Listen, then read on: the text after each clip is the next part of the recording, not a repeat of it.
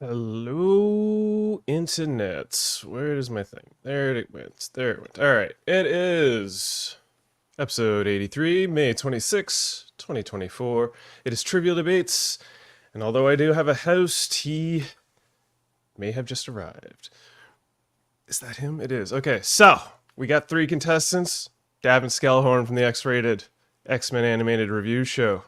Ryan Jablonski, a fan of the X-rated animated review show. No, he's also of the X-rated X-Men review show. Give credit where credit is due. Very much. He's a part of it. A well-invested fan. And producer. We'll say producer. Whatever. Either way. And then we got Dustin Drace from Watchers of the Bar and the awesome YouTube reaction show, Sean Tank Top's YouTube channel. With you guys got Game of Thrones reactions going on down there. Mm-hmm. All sorts of awesome to have you here. I'm so excited. We're gonna be having an X-Men themed show with a host of mystery, Mr. X. This is where I did this. Mr. X, welcome to the channel as our host. You couldn't get a professor? Yeah, really. I am not a professor. I'm sorry. Who's in the outfit here? Who, me? Right. Technically, all of us. I don't know your names. Oh, Skelverine. Okay. Skelverine. Yep. Okay. Well, thank you for having me on this fine morning. Morning. Where are you? He's from all over the world. So, we're going to have an exciting episode of Trivial Debates where our three contestants are going to be answering questions that are written by our mystery host here. And he will decide which of our contestants has the most thrilling debate. 1 minute openers, 4 minute open debate, and then we'll work our way to the speed round and break down the rules there. So, I guess... Worldmind, do I read the questions? Or yes, you're going to read the questions as they pop up on screen, and then I believe I gave you a rotation list for each guest. Oh, yes. Okay. Yes. Yep. Okay. So with that, this will be the last you see of me, and then we will continue on with the show. Thank you so much. All right, gentlemen. It's time to start the questions. First question. This is the TV round. The question: with a near-perfect execution of X-Men 97, what is an aspect of the show that could be a most improved? And Davin, is it Davin or Davin? Davin, yep. Davin, excuse me. Davin, what is your answer? Good question. Murphy, what is my answer? I have the answer here if you'd like me to. Hold on. Yeah, you might want to just tell me what I said. Okay, you said this is going very well. Oh no, wait, I got it. Okay. So it's just more time for each storyline. Like, it was a near perfect show. It basically is a perfect show. But it's very close. They were also tapping into a lot of important storylines in X-Men lore, and they blew through quite a few of them in a 10-episode season. So, like, that whole Genosha saga could have been more than one episode. That could have been a season, a half season. But that's not a complaint. I love the season, but it's just that, like, if they're going to go at that pace, then they're going to blow through storylines pretty fast. And then that's fine, I guess. Make up your own. But that's it. Like, it was perfect otherwise. But, it could have been... Inferno could have been longer, Inferno was, like, an episode. Not even. That was a multi-comic crossover in the comics. So, yeah. All right. Next up, I don't have the right name, but I'm guessing this is Ryan? Yes. Ryan. Hello, Ryan. Nice to meet you. And what was your answer? All right. I think it was a damn near perfect show. There's so much correct that was done. What I'm afraid going forward is I'm actually fearful of them introducing too many characters. And not that it's a bad thing. I love my X-Men. I love tons of X-Men who aren't in the show. But when you only have 10 episode seasons that are only, between 25 and 30 minutes apiece, there's only so much story that you can really cram into it. And if they just keep throwing in more and more mutants, none of them are going to get enough time. And I'm afraid it's going to dilute the main roster's own story developments that are already moving so fast, which would be awful. Like I would hate to see it. Our existing cast already has such a giant story being built around each mutant that I already feel like that it's being a little rushed. It's being there's not enough time.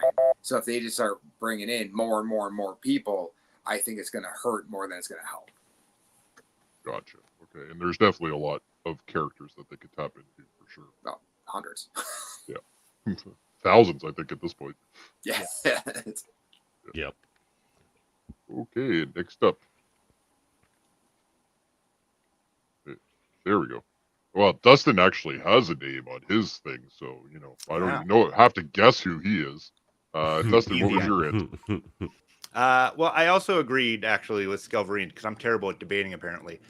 With Davin mentioned about the pacing, but I also think that the one thing I really hope that they don't do is much like we don't need to see Batman's parents get killed in an alley again. I don't need to see the Phoenix. I just am over it. We've seen it in 2 different movies, both of which were probably the worst of the trilogy in those series. I just think that we need to see anything else. I'm excited about the way that they're moving forward with like the Scott and Jean kind of in the future, and I think that that'll be really cool. But like I said, I really just hope that they don't keep relying on the Phoenix as this all-powerful catch-all to kill somebody like a Bastion. You're like, well, the Phoenix showed up, so problem solved. Yeah. Okay. Gotcha. All right. So what happens next, Mr. Host? They get like an open debate, or do I have to throw them questions as well? No, it's open debate. Open debate. Okay. All right. Yeah. Well, All right. you got 4 minutes, boys. Let's hear it. You guys ready for my berserker barrage of rebuttals or what?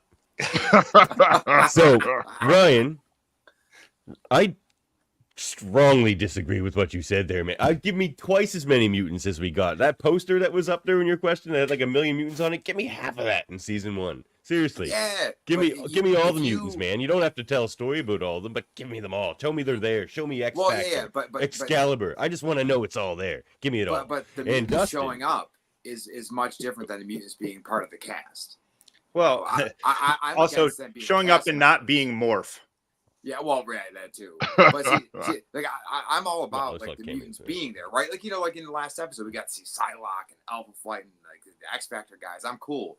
I don't want them to start adding all these to the roster. Whereas like I don't Did want. they, though? Not yet. They're just That's cameos, just in Yeah. the background. Yeah. But we're talking about fears of season 2, not fears. Of No, what we we're did in talking season about 1. what could have been proved on season 1, aren't we? But the question is, what aspect near of the show perfect- could have been improved? Yeah, it could have been improved on season 1. Yeah. No, fair enough. Yeah. But- And Dustin, like, I sort of agree with what you're talking about. Like, I don't want a Phoenix to show up and defeat every villain, but I don't think they're going to do that. And that one, so we're talking about season 1, that one appearance of Phoenix, for one, I thought that was kind of awesome because because it was about, I loved all the like big powerful resurrections of characters like with Storm and Jean and stuff that we had in that series, and even Cyclops just putting shine on him for once. But it also is a story value where it shows that there is this remnant Phoenix once you've been possessed by the Phoenix. Well, and she says they that showed Phoenix it as is blue, gone. which they usually do with remnant Phoenix force. Mm-hmm. So it had some story and character points as well. Well, I Dustin, think I want to hear from you, Dustin. Come on. Oh yeah, there's a few things that I think they can speed run through, to your point about them kind of rushing through a lot of stuff. But if you watch the original X-Men run, there's an episode where Storm gets abducted by this like feudal warlord guy. She goes to another planet. saves their race, Archon. falls in love with him in like 5 seconds. And you know, and like that's just the pacing of what this show has always been. That's a two-parter, sir. That Well, is a two-parter. but it was like in under a week of she got single married issue. and was the ruler of these people, and then like, oops, now they're my, you know, enslaved people. It was kind of a rush, like boom, boom, boom sort of thing. It was based off an annual. I feel like you're getting personal with me by bringing up Storm's marriage to Archon, and you know that's fine. It's not my favorite thing either. Oh, Archon, But... you scoundrel. Well, I Actually, think you know what? There's a great Archon comic under the Weird World title, so he's... you're right. I feel Ryan has already given up here. Come on, Ryan. What's your I'm not gonna. I'm being polite, but no. Don't be polite. That'll Fair stop. enough. Yeah, that's true. It's impressive yeah, no, that he can drink with those claws, though. I have to give him credit It for is that. impressive. Bub. We see, like with Phoenix, I think it's interesting because Jean made note of the fact that it has left her, right? That was the end of it. Because I have a hypothesis that Phoenix is going to come back, but I think it's going to be Madeline, and I think that's how Maddie comes back, which is going to be a completely original story. And That would be crazy. That's Yeah. interesting. But I That'd be think that's crazy. where they're going to go with it. And I also think that's why they're burning through these stories so fast. Is I actually think they're going to start doing a little bit more. I don't want to say it's all original, right? But I think they're going to stop pulling as strongly from story arcs and actually start doing it themselves. That could be, but like Inferno could have been longer. And Inferno should have been longer, but I think that they pulled so should the what they Genosha. needed. Well, yes. Alrighty. Am I allowed to ask a couple questions here to get down to the person that I You have to clear Yes. that with Murphy. Okay. Okay. Yeah. Sorry, guys. I'm new to this. Me too. Okay. The first thing I want to go is with Davin. Davin, you mentioned more episodes and time spent on storylines. Now, during your more argument episodes was here, just candy. Like we all loved it. We all would have took. well, more this is true. episodes. More That's just episodes. candy. Everybody's happy. That's why So we didn't talk about it much. let's No one's focus gonna on time disagree. spent on storylines. So, are you Yeah. looking for more of a span in storylines? Like, do you want the storyline to expand through multiple episodes, or are you Well, it's looking just just for a more detailed storyline?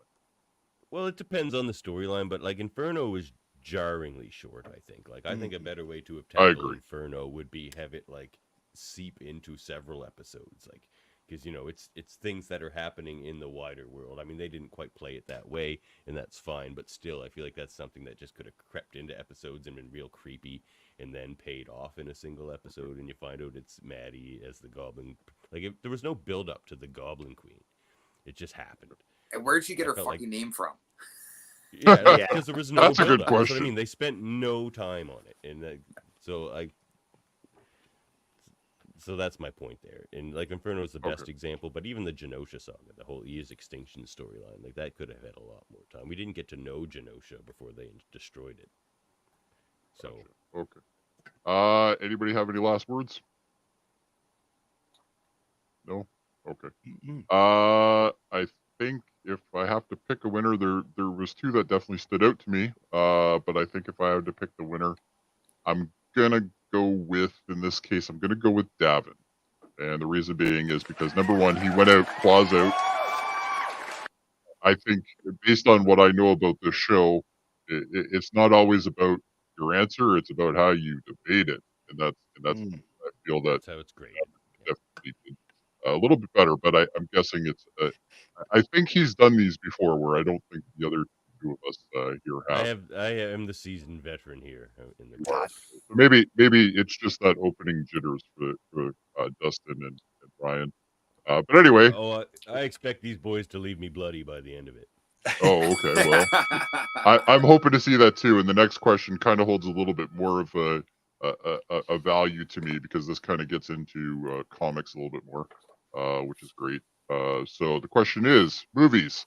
Pitch a movie using a story arc from the comics that hasn't been used in a live action film yet.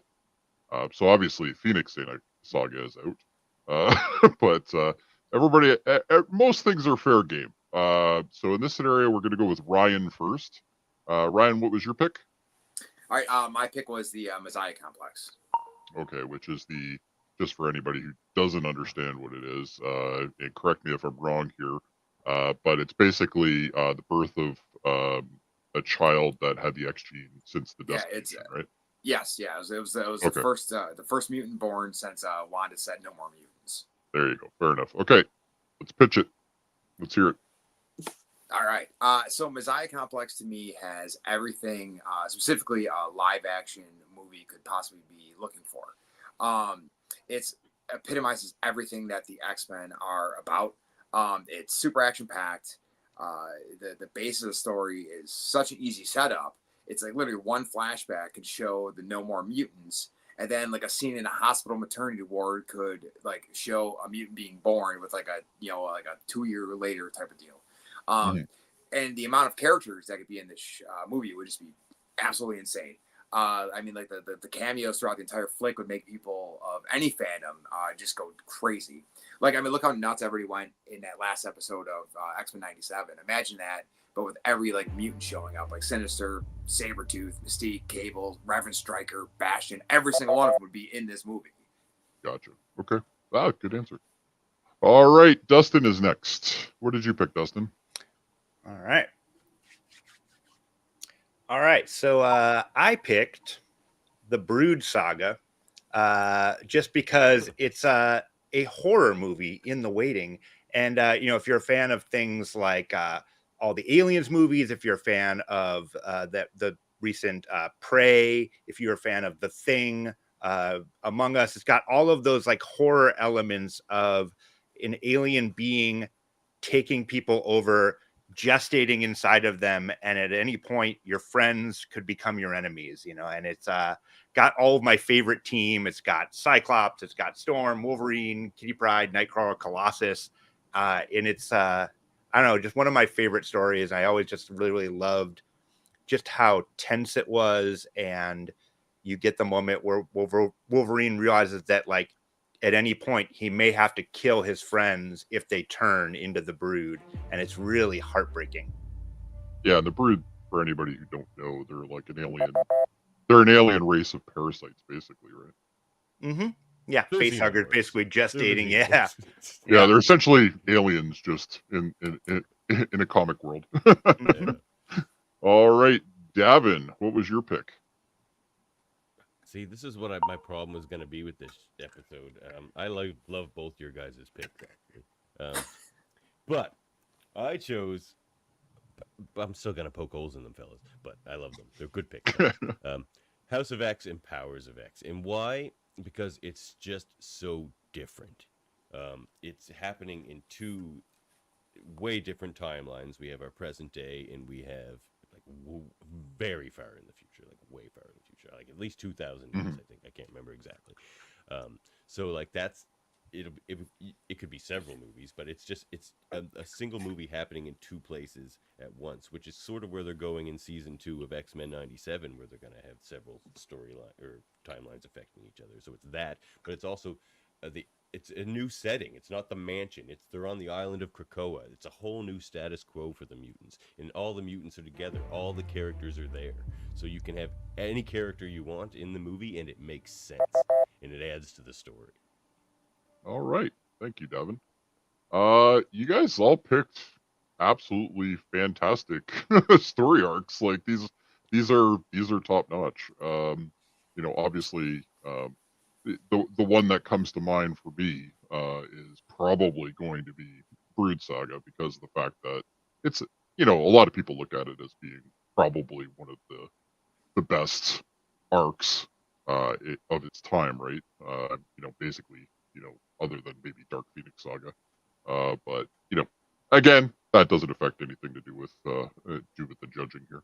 All right, I appreciate the vote of confidence, though. Well, it's a confidence on the actual arc, not necessarily your answer. So we're gonna get a little bit more into that. Okay. First question I have actually is going to be for. Oh, wait, it's open debate, isn't it? Oh, is it open debate? It's open debate. Again, I'm new to this as well, so I do apologize. Yeah. Okay, Good. let's hear it. So my problem with House of and Power is it's going to be nearly impossible to make a 2.5 hour movie out of that, because it's so completely massive. I think it would be really hard to distill it down to a movie that would make sense. You'd have to already establish Krakoa which, if we're going by current movie standards, has not been established at all. I mean, obviously, mutants haven't been established at all, but we'd have to establish so much to make that storyline possible. And I just don't think that we've got the backbone to get there. It would be basically like a 10-year plan. It is where we would have to get to there. Well, sir, my rebuttal to that is Powers X and House of X and Powers of 10 are each a single trade paperback. Whereas the Brood Saga, if you look at the size of that trade paperback, is much thicker than That's House of a X. very good point. All right. Berserker Barrage!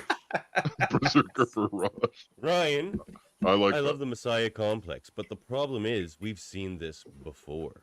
House of X and Powers of 10 is something so different, but like Messiah complex is just an X-Men story focused on everybody obsessing over this younger character, whether it be Rogue in X-Men 1 or X-23. Like, the central story point is this younger character and everybody trying to deal with that. We've seen that. It's just a linear story that we've sort of seen already in the X-Men world at least once or twice. Where the difference there is that this is actual hope, right? Literally and figuratively. Yeah. This is a race of people who are on the verge of extinction and everything sucks, right? Like everything is just miserable and they are just, nothing is good. And all of a sudden there's this little beacon, which if you look around, like right now in real life, shit sucks. So if you could go into a movie theater and see a movie that at the end of it, there is a baby that comes out of it that is like the new spark of this entire species of people, you're going to leave with a smile on your face. Maybe you're going to feel that things are just a little bit better. And I love the Brood Saga, and I agree with you. That's one of my favorite X-Men stories. But you know what? They're still making alien movies, so there's just no reason to do it. We've seen it. Yeah, we've seen Aliens. All right. And you don't want to compete with Alien and Aliens. Like, so you don't want to set your movie up trying to compete with those two movies. And it's and House of X, which is and I love the Krakoan Age, man. It is my heartbeat right now. I don't think they would both necessarily make a good movie. I actually think House of X, like Dustin said, is actually a little bit too convoluted to be a flick right now. Just because there's so much to it. Whereas like you and I would totally get it, and we'd be so fucking in. Like I think the average movie schmo is going to be way too confused, and they're going to leave halfway through. Now, I will go with Powers of X, though. I think itself would make a good movie because I think it has like this futuristic, almost Terminator kind of feel to it that you don't need to necessarily have as much backdrop to like really get into it because you're going to go in and be like, oh, this is the future. It's cool. You could do literally anything you want.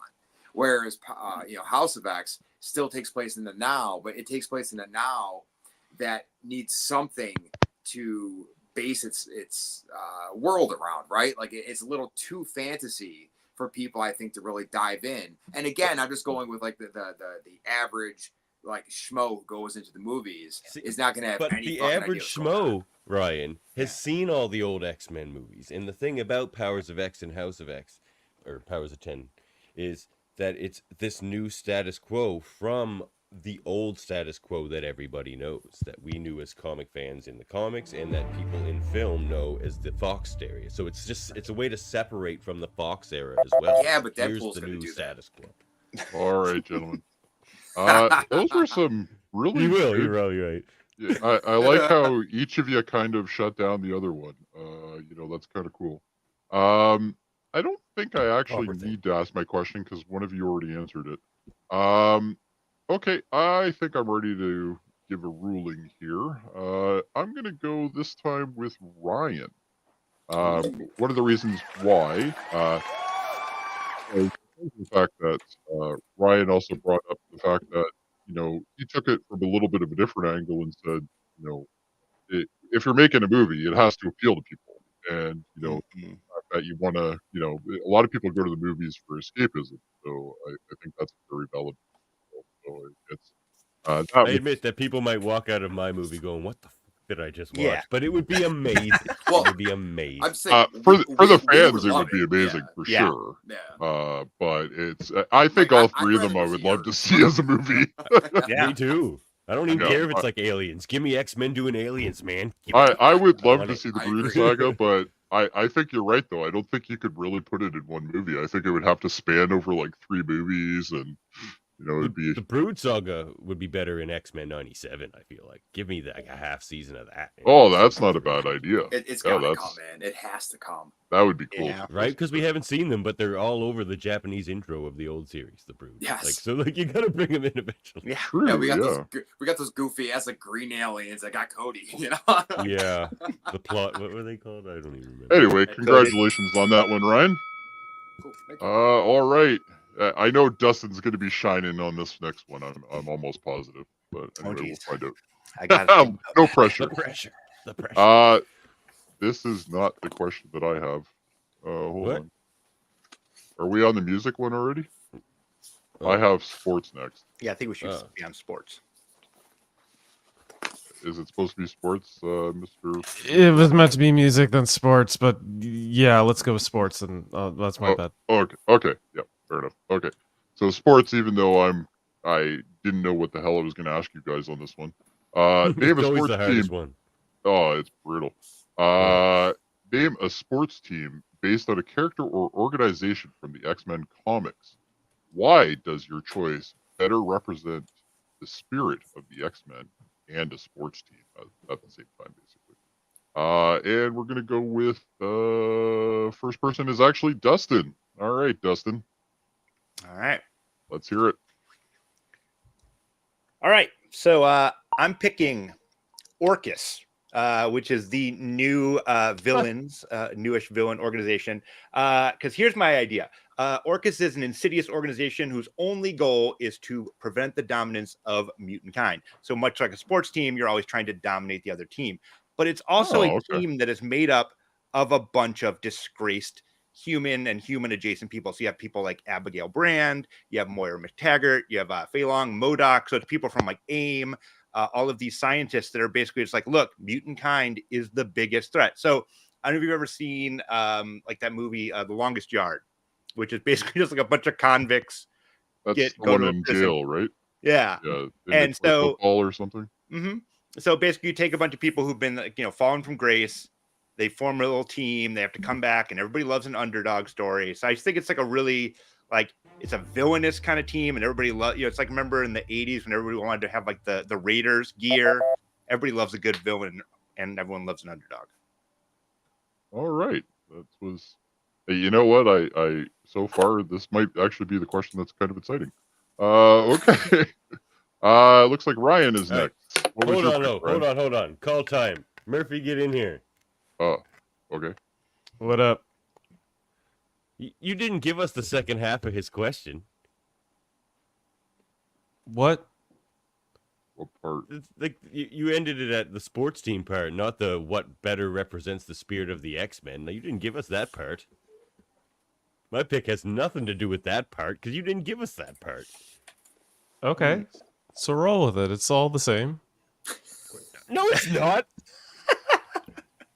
All right. So should I not consider that part? No, we're gonna keep you rolling didn't with give this. us that part. I don't think you can consider that part because I did not pick that at all. That's not what he gave us. I was a little confused by your answer, Davin, but Yeah. 'cause that's anyway, not what he okay, gave let's us. go with Ryan, and then we'll see how Davin goes on this one, I guess. Yikes.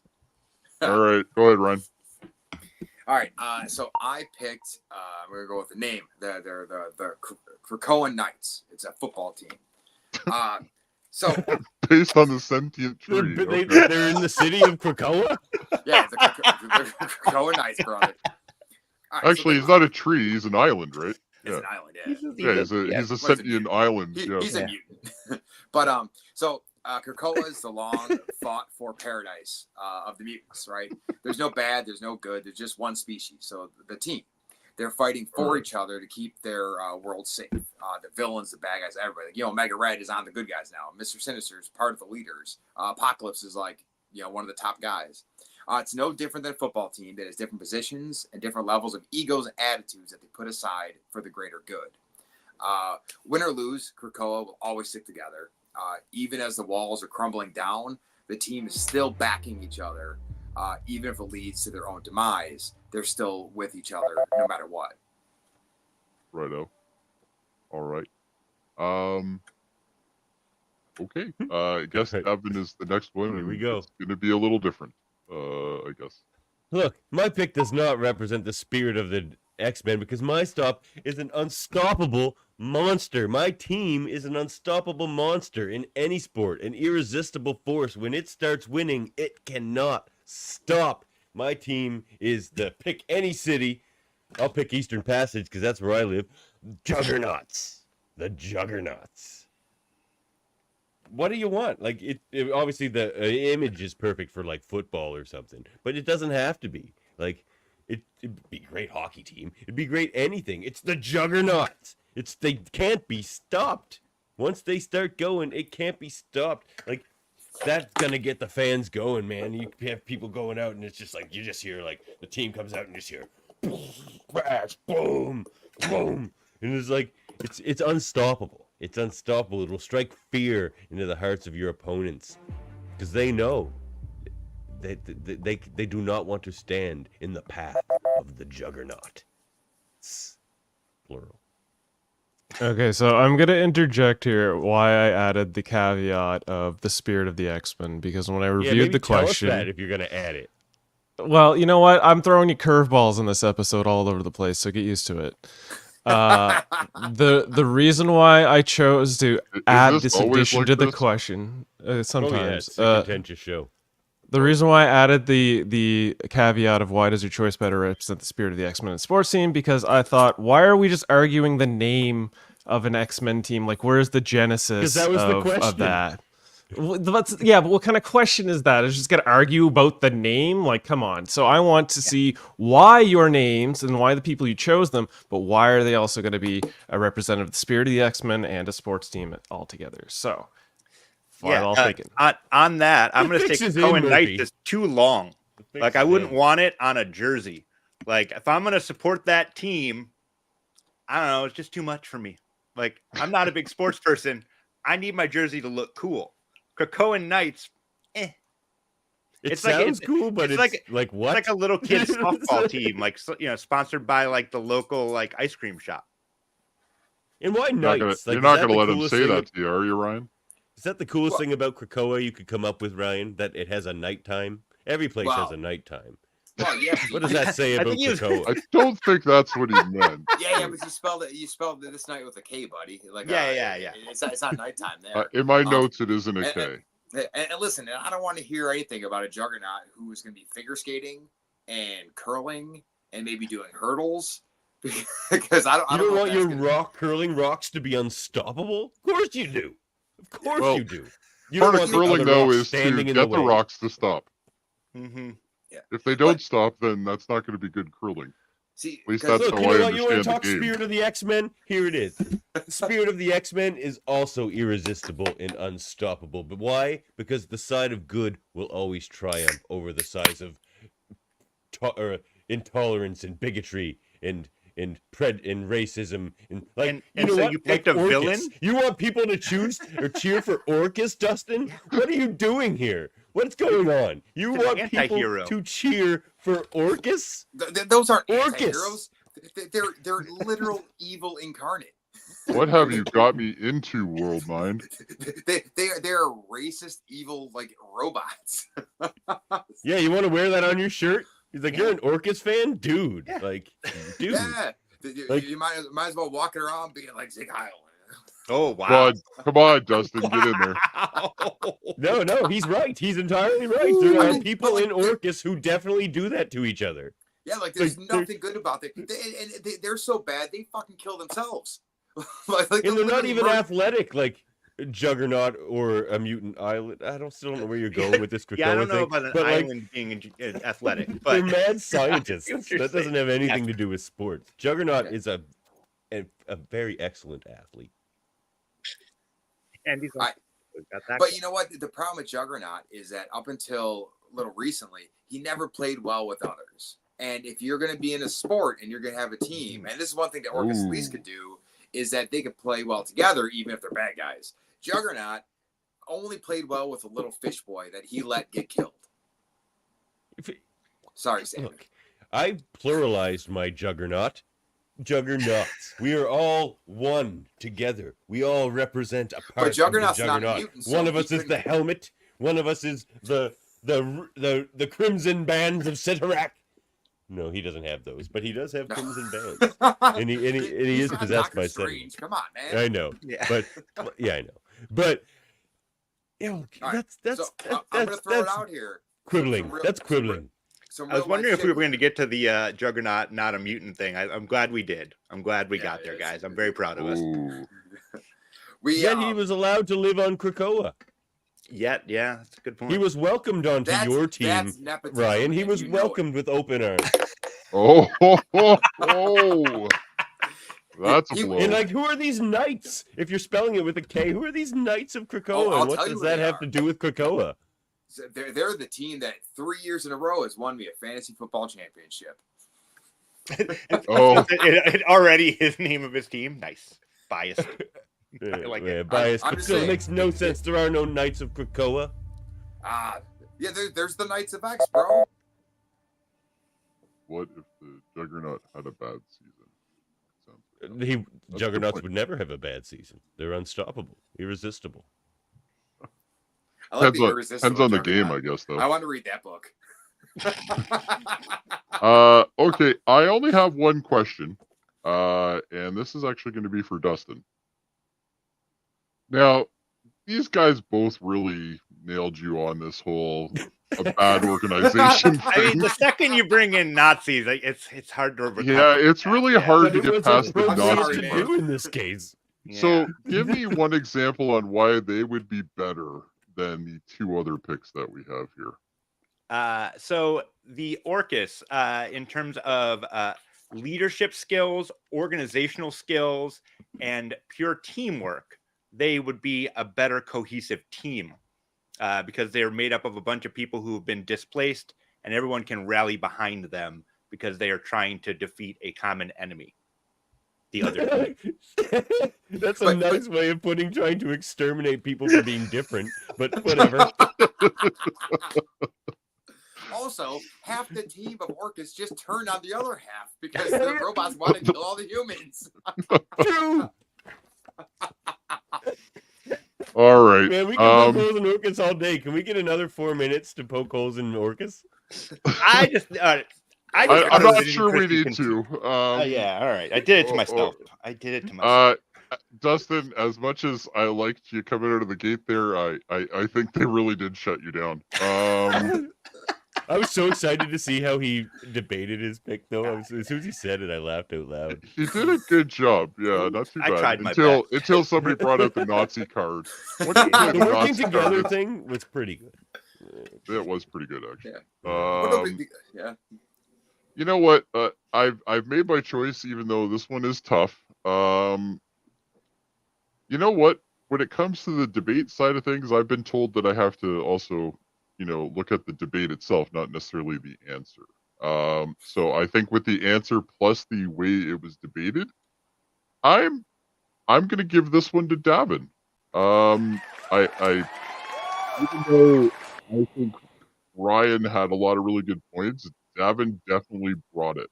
So on that one, so You're excited for the irresistible Juggernaut too. Honestly, I mean, I kind of liked the idea of an island, a sentient island that was part of a sports team. I thought that was kind of cool too.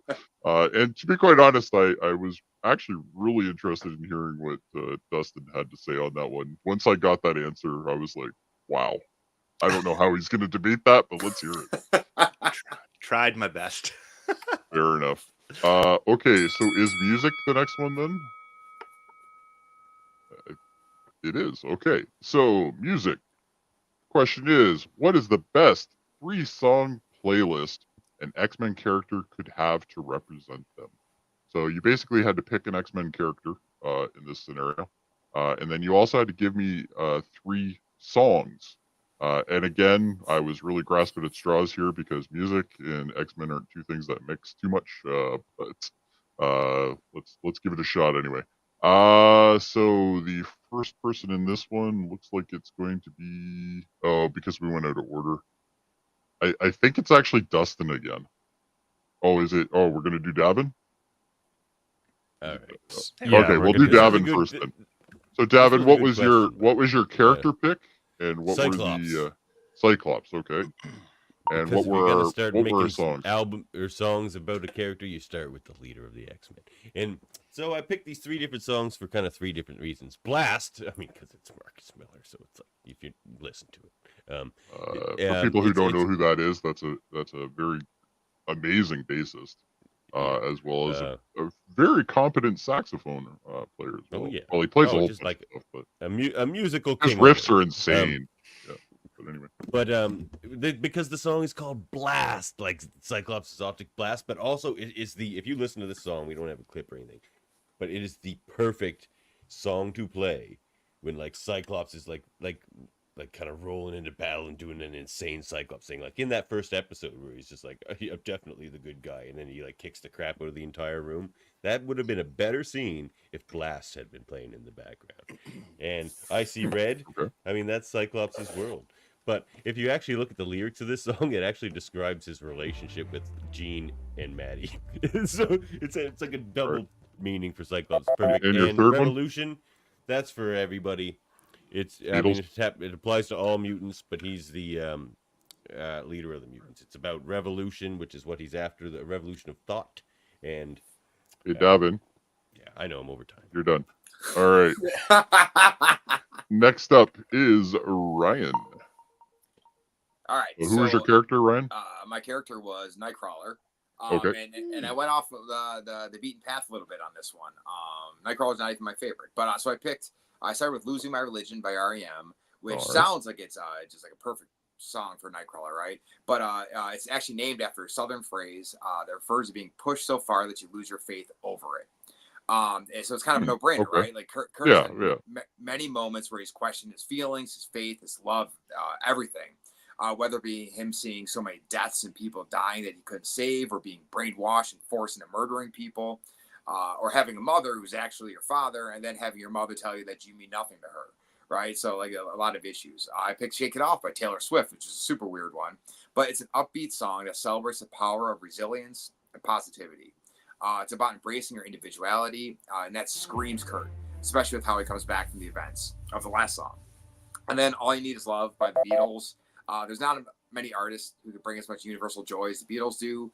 They had their own demons, just like Kurt, and he's such a joyful dude. Everybody loves Kurt. Good answer. I love All right. Kurt. Now, I will have to say, out of all of the list when I got it, Dustin's was the one that really intrigued me. So Like Dustin, Orcus? yeah, well, hopefully it goes better than that one. Well, we'll see how you guys bring him down on that one. But anyway, what was your character? Gambit. Dustin? All right, Gambit.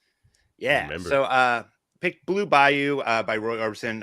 Also could have gone Born on the Bayou, but I picked Blue Bayou instead because it's a little more nostalgic towards his homeland, of New Orleans. The Gambler, obviously, because he knows when to hold them, when to fold them. Obviously, he, the card aspect. And then Lucky by Britney Spears, because both of them are from Louisiana. They've both been exploited for monetary gain since their childhood. And they both like dressing like sleuths. So, that's what they have in common. That's incredible. Okay. I guess we're on. I got itchy claws here, boys. Oh, okay. Well, let's put 4 minutes on the clock and let's get going. All right, Ryan. So, Nightcrawler, Taylor Swift, no. Yeah, bro. Losing My Religion. Ultimately, Kurt never lost his faith. Ultimately, he didn't. Yes, he struggles with it, but people struggle with everything in life. Right. He never ultimately lost his faith. Yes, but and all you need is love. Sure, but you know what? He'll also stab you in the face. That's true. So, but not his friends. That's not loving. And also, so maybe all you need is love and a stab in the face every now and then. Coming from Wolverine, that's quaint. But that's good. But, so just throwing it out there though, Losing My Religion, like I said, it's not actually about religion though. It's just about being pushed so far that you lose your faith over like even your own feelings. And Kurt, on many occasions, has been pushed to that brink. He's actually used religion to get himself back from that brink, which is why that song is so important. And Taylor Swift, But you might shit on her. counteract that with your own third pick. Like, yes, all he's you need is joyful. love. He never loses himself. He Right. It's always that character everyone loves to be around. It's not like he has this stint where Yes, everyone but hates how him many like times have you Colossus. seen him? Everyone making always other loves people. Kurt. You've seen him make other people smile and take on the pain of other people. When the next panel, you see him with a tear in his eye because he's going through so much shit, right? I mean that's always been the religious part of him, right? Like where he takes it all in, but he doesn't necessarily let his own pain out. And Taylor Swift, you might shit on her all you want, but that lady is bringing millions of dollars into every single country and state and city that she goes into. And So is but I just don't heroin. see how. it's insane to see. So is So is cocaine. heroin. Like, who cares? That's a good one. Yeah. Dustin. Yeah. Dustin. I just don't see Let's how talk about your Taylor pick. Swift would really correlate with Nightcrawler. It it's doesn't not make like- any sense. Yeah, there's no real connection there. Like it's like okay, That he's was a meme shaking pick. things off. Yeah, it was just kind of like that's the one that really kind of I was questioning. It's like I thought maybe because like when he teleports, he's doing, but it just doesn't make sense. No, that's and see, losing that's my all religion. surface level, man. It's all surface level. You got to go dig deep on these songs. Gotta go inside. Yeah, Can somebody flash Dustin's on the screen for a sec? I just want to remember them all. There, 'cause quickly. I All right. want you to So dig deep funny, on Dustin. Lucky. I almost picked Gambit before I picked Cyclops, and I had the Gambler on there. But you know why I took it off? Because I kept singing the song. Know when to hold 'em, know when to fold 'em, know when to walk away, know when to run. Do those last two lines sound like Gambit at all? Did he ever learn know when to walk away from Rogue when she rebuffed him 1,000 times? Did he He never learn ran to either. walk away from the Sentinel in X-Men 97 that stabbed him in the heart and killed him? He did not run away. He did his best to save the day. So it made no sense. And like, yeah, you can pick people from Louisiana and like say that's a Gambit connection, whatever. But no. I almost picked the same thing as you, and I denied it myself. Wow. Well, Justin, I'm actually pretty interested in the one question, which would be, why did you pick Lucky, other than those two that you already gave us the question for? Like, have you actually listened to the lyrics or read them? oh yeah, because for me, it's like the idea is like because she's like she just thought like Gambit is always the center of attention. Like Gambit likes to walk into a room and just like he just is always very present. He's always kind of just making a splash, and I think that connection and like I think that Louisiana spirit that both of him and Britney Spears embody really made that song kind of connect to me, and I thought it was a really kind of interesting corollary. And cards, luck cards, like there was that aspect of it as well. The guy from the Thieves Guild wants to be the center of attention. Yeah. No, just with the ladies. The guy wants to sneak around in the shadows and steal things. Well, you don't Every dress like that time and not Dustin want to gives get me attention. something I like to hear, Davin shuts him down. Brutal. As I said, I don't know any of you, but it's interesting. Okay. That's all I can say. This is a hard one because, quite honestly, you guys, I think in your picks when I got them, 2 out of the 3 for each one of you, I think were spot on. The ones that I have a problem with is Revolution by the Beatles, okay, which is Davin for Cyclops. I'm not totally... I'm going to give you a second to let me know what you think on that one. Well, because it's talking about evolution, baby.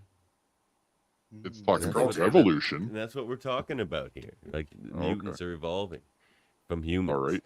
And that's That what's sounds like causing the problem. Magneto, It's not the, Cyclops. and the Yeah. revolution of thought is what Cyclops is looking for in his But he more doesn't hopeful think. He moments. does whatever Xavier wants. Yeah, Okay. he's the ultimate Do Do soldier. you read comics? I mean, when he was a teenager, he did, and then when he True. becomes more Magneto-like, then he wants a more physical revolution, where he's like, "I'm gonna become more extreme and just sort of make the things happen that I want to happen." That's what I said. Pearl Jam, man. That The sounds like evolution. Pearl Jam. Okay. Oh yeah, it's evolution, baby. Yeah, all right, fair point. But they say evolution and revolution too. Yo, Todd McFarlane video too. Come on, that's All right. Oh, that's The true. gam- I Yeah, forgot about the that. gambler one, the gambler for me is the one that kind of bugs me about Dustin's, and it's because it's so extremely obvious, but Davin actually was the one that kind of jumped in on the point that I was going to make, which is when I read the lyrics, I'm like, some of that doesn't really match. So, is there a reason why you picked that based on those, Dustin, or is it just that you? But I mostly, I mean, I was going for the card player aspect, you know, because Okay. he's playing with cards. That's why I picked that. okay, so there's no other meaning that I need to know about them. No, that was just, it was a very surface level card interaction. Okay. You know.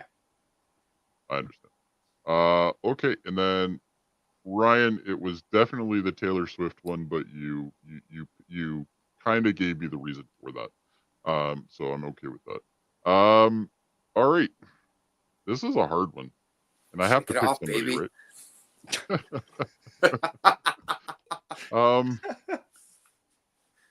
I want Ryan to sing some Taylor Swift for us. I could do it. I know you do. I have a 14-year-old daughter, man. I'm Yeah. well Okay. versed. You're in Taylor inundated. Swift.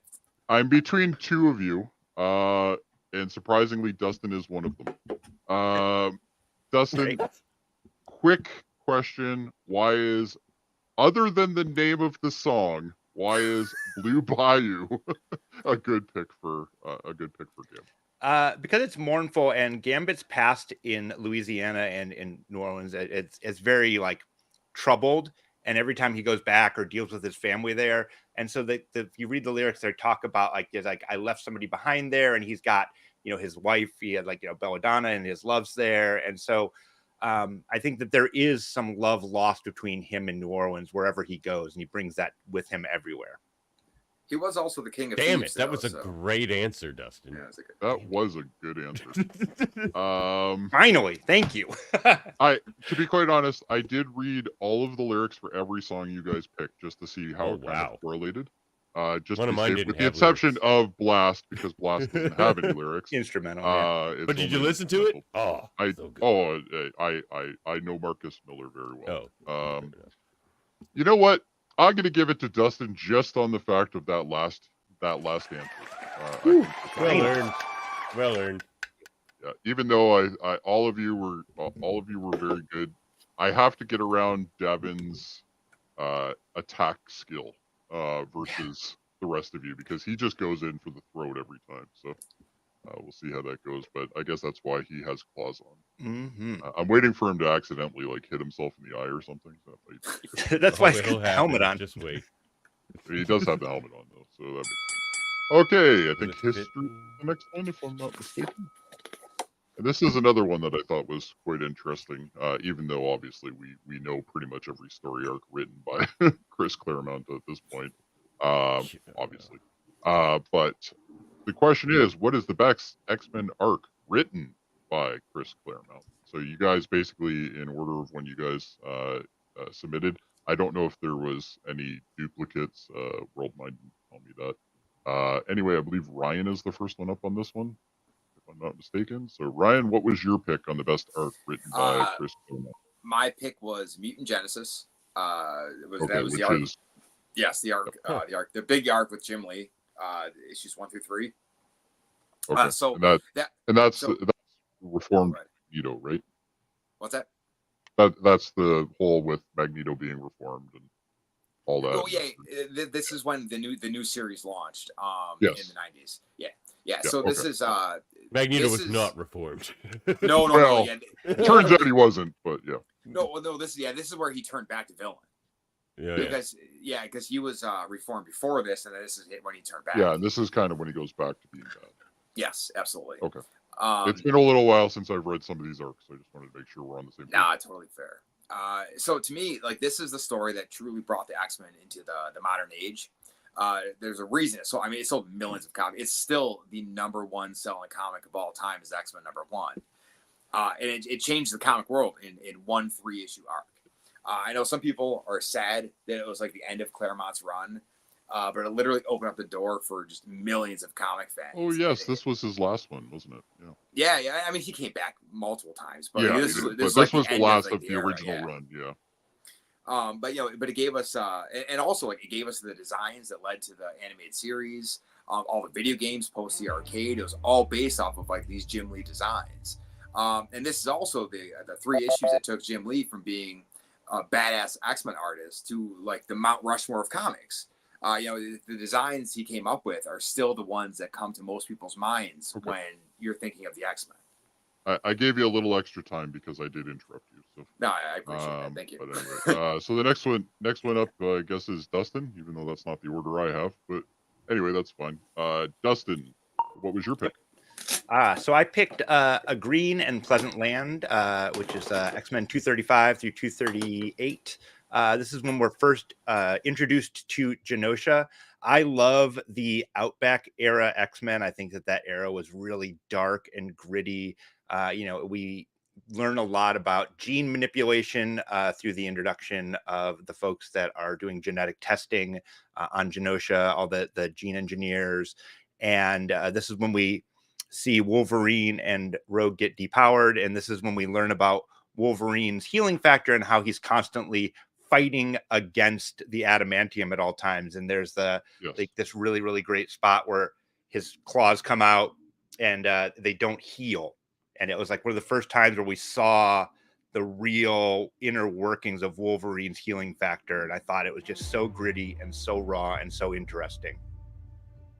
All right. Great answer. Yeah, that was I think for me, that was one of the more realism ones, right? Like it was kind of more dark. I almost picked it for 2 of these answers. I love the Outback era. I didn't pick it for any, but I almost did. All right, Davin, what was your answer? And you know what? I love your pick too, Ryan. It's what got me into comics. We wouldn't be here today with this on if it wasn't for that run. But, well, it's what got me into X-Men anyway. So, my pick is God Loves Man Kills. It has to be. It's not just his best story. It's one of the best comic book stories ever told. By Chris Claremont and Brent Eric Anderson does the art. It's just a phenomenal story. But it's not even. It's not. People. Well, the Stryker was for sure. Just the name Stryker, but they completely changed the character where it became this. Absolutely, that's what I'm saying. Like the whole point of God Loves Man Kills is it's a religious commentary. It's a commentary on religion and fanatical religion. And, because Stryker, if you remove that, it's not God Loves Man Kills. It's not God Loves Man Kills at all. So like Chris Claremont in like there's a way you can't, especially in those days, you couldn't really go after religion in the U.S. in that way, and he had the balls to do it, and he told a magnificent story doing so, and it got you. We reviewed it on X-Rated, and it's an amazing 10 out of 10 story. Talk about some answers that like I don't want to put any bullet holes in because these are fucking great. Yeah, these are like my three favorites. These are my 3 favorites. Because after when I got your guys' answers, I was like, oh man, how do I pick between those? Even if I like wanted to pick one right now, I couldn't. Like they're all good. And they're all special in so many ways. Well, they all, in my opinion, they all kind of they provide something that we didn't have before that really did change the comics, and changed a lot of the story, and plus also evolved it. So it's all 3 of these are dynamite. So kind of hard, man. It just goes to show you the genius of Chris, right? Like it's that simple. X solidarity, boys. Yep. I think my only, I think Ryan, with your argument on your story, a lot of what you spent your time talking about was the artwork of Jim Lee, and I think the question was, what is the best Chris Claremont like story? And I know that art and story are you can't take them apart. However, I think like Jim Lee brought a lot to that story specifically that made that really, really special. And I think in terms of like what Chris Claremont created, he has so many long-lasting things. And, I think that the spirit of the question was more of what he created and what his longevity would be and what his story arcs and his contribution to the comics would be. Yeah, see, that makes sense to me. And obviously, don't get me wrong, Jim Lee was a really big part of that. Where I think Claremont, how important that was, is that signified the switch into modern comics. Like a lot of people say that that's where the modern age starts, is with Claremont's run on Genesis. And because even if you read the books themselves, it's Chris himself actually even writes a little bit different. It's a little bit less wordy than he normally was. The stories are a little bit more in your face than he's written in the past.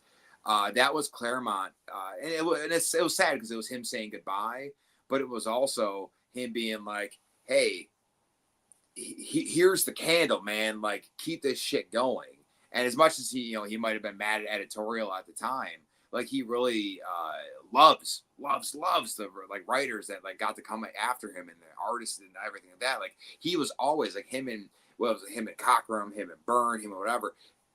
Chris has always been this tight with it when it came to the artists. Like he is very, very understandable of like how the art works in the comic. Like even if you ever talk to Chris Claremont, he'll tell you how important. If you ever talk to Chris Claremont, get the fuck out of here, right? Listen, you fucker, you can do it. It's not that, We'll just call him on it. Get him on the horn. Yeah, no big deal. But what I'm saying is, I think all of us wouldn't mind. Yeah, I know. Seriously, it's a very long conversation, but he will never say anything that isn't involving the artist, right? Like it is his biggest thing going through his entire career. He will always talk about the artist. Even today, like when he does like these flashback books he's doing, the artist is so important to Chris. Yeah, but you're kind of gutting your own argument there. You're bringing up the artist a lot. We're talking about Chris Claremont here. And I don't even necessarily think your pick is the best Magneto story he wrote. Trial of Magneto I might put above it. Maybe even when he has his change of character and has to become leader of the New Mutants in the X-Men. Like that was a really good stuff. I don't even know if that's the best Magneto story that he wrote. No, it's not, but I think as far as yours is just a bit.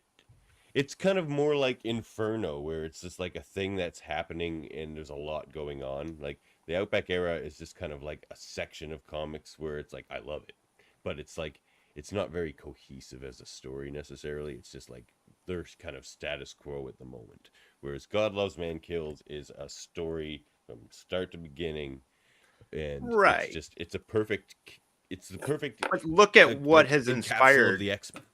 And where we're at now, and we're looking in X-Men 97, we're seeing Genosha, we're seeing gene manipulation, we're seeing what other writers have been influenced at, where where Kieran Gillen's looking at all of his Sinister arc, where he's looking at like all the stuff that Claremont wrote there. It's so influential, and it's one of those stories that is just having reverberations through modern comics all the way. As opposed to where God Love Man's Kills, it was a great self-contained story, and it doesn't really lead to newer things. It hasn't really been extrapolated. And you could take it away and it doesn't change the X-Men. I mean, and I don't know if you guys got the same question, because my question, this is not debate. So I got my question was, in your opinion, is the best story arc ever written by Chris Claremont, and why? How did this arc impact the overall X-Men series and its characters? With God Loves Man Kills, that. I got that one. Yeah. Yeah, and don't get wrong. As God Loves Man Kills is one of my favorite comic stories I've ever read. Period. Just not even X-Men. I mean, just period. But if you take that away, I don't think it changes the X-Men's or the cast, right? Like I don't think it changes any of that. No, because it's removed from that somewhat. Well, and that's what I mean. I'm sorry. Yeah. I'm just going off of like the question. Yeah. That's what I mean. I'm sorry. All right, mate. Man, it's so hard to debate against these things that I love so much, and I'm like, oh, I love that. Man. Oh, I can't say anything bad about it. It's so good.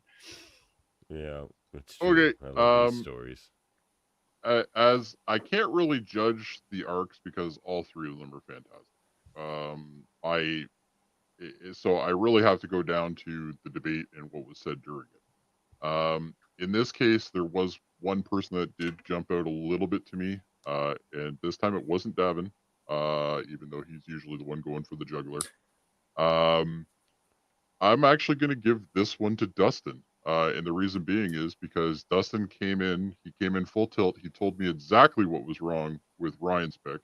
And then he did not let down when Davin went after him. So I applaud you. That was a good one, and well done. Yeah, my criticism of the Outback era wasn't very good. It's like, it wasn't cohesive. It's like the best way to say that, but I understand where you were coming from. But yeah. I think Dustin made the best point when he said, mine does it gives to the rest of the media. It expands the universe, whereas he's absolutely 100% correct when it comes to God Loves Man Kills. Even though fantastic, Yeah. it doesn't really, it is literally a standalone. There's not, I can't think of anything that really came out of it other than obviously a great story. A great piece of Um, media. Yeah. yeah, but past that. But anyway, they told me this was going to be hard, and I now know why. Okay, so the next one is it wild card? I guess, yeah, wild card. Yeah. We got the wild card. Is Choose. there no Yeah, history's first, isn't it? Oh, we just did history. we Never just That is did history. mind. History is history. History is now history, as the weird voice in my head just said. Choose an X-Men character from the comics that hasn't already appeared who would make a best addition to season 2 of X-Men 97. And we're starting with who is it? I guess Dustin. Is it Dustin? Yes, it is Dustin.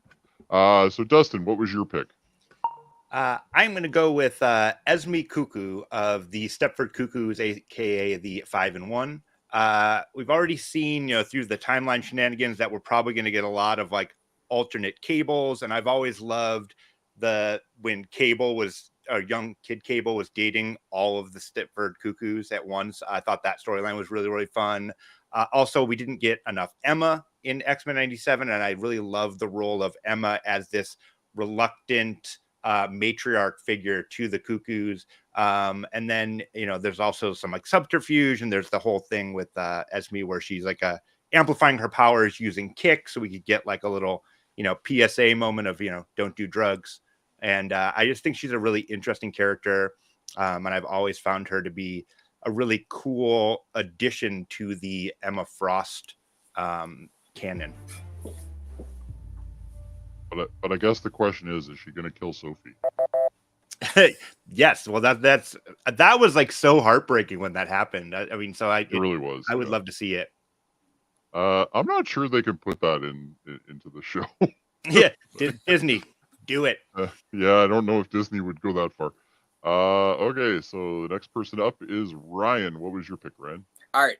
So I went for the jugular on this one, and I went right for Destiny, who is such an important X-Men character, specifically now, but just in general, right? It would be amazing for the 97. So she's a no-brainer. Not only does she add a new layer to Nightcrawler's story, and Rogue's for that matter, she'll also bring back Mystique, which is such a pivotal character to the story. And it's something that I think we were missing from even the last season. Bring on those, like that's gonna yeah, bring on the murder mommies, man. Yeah.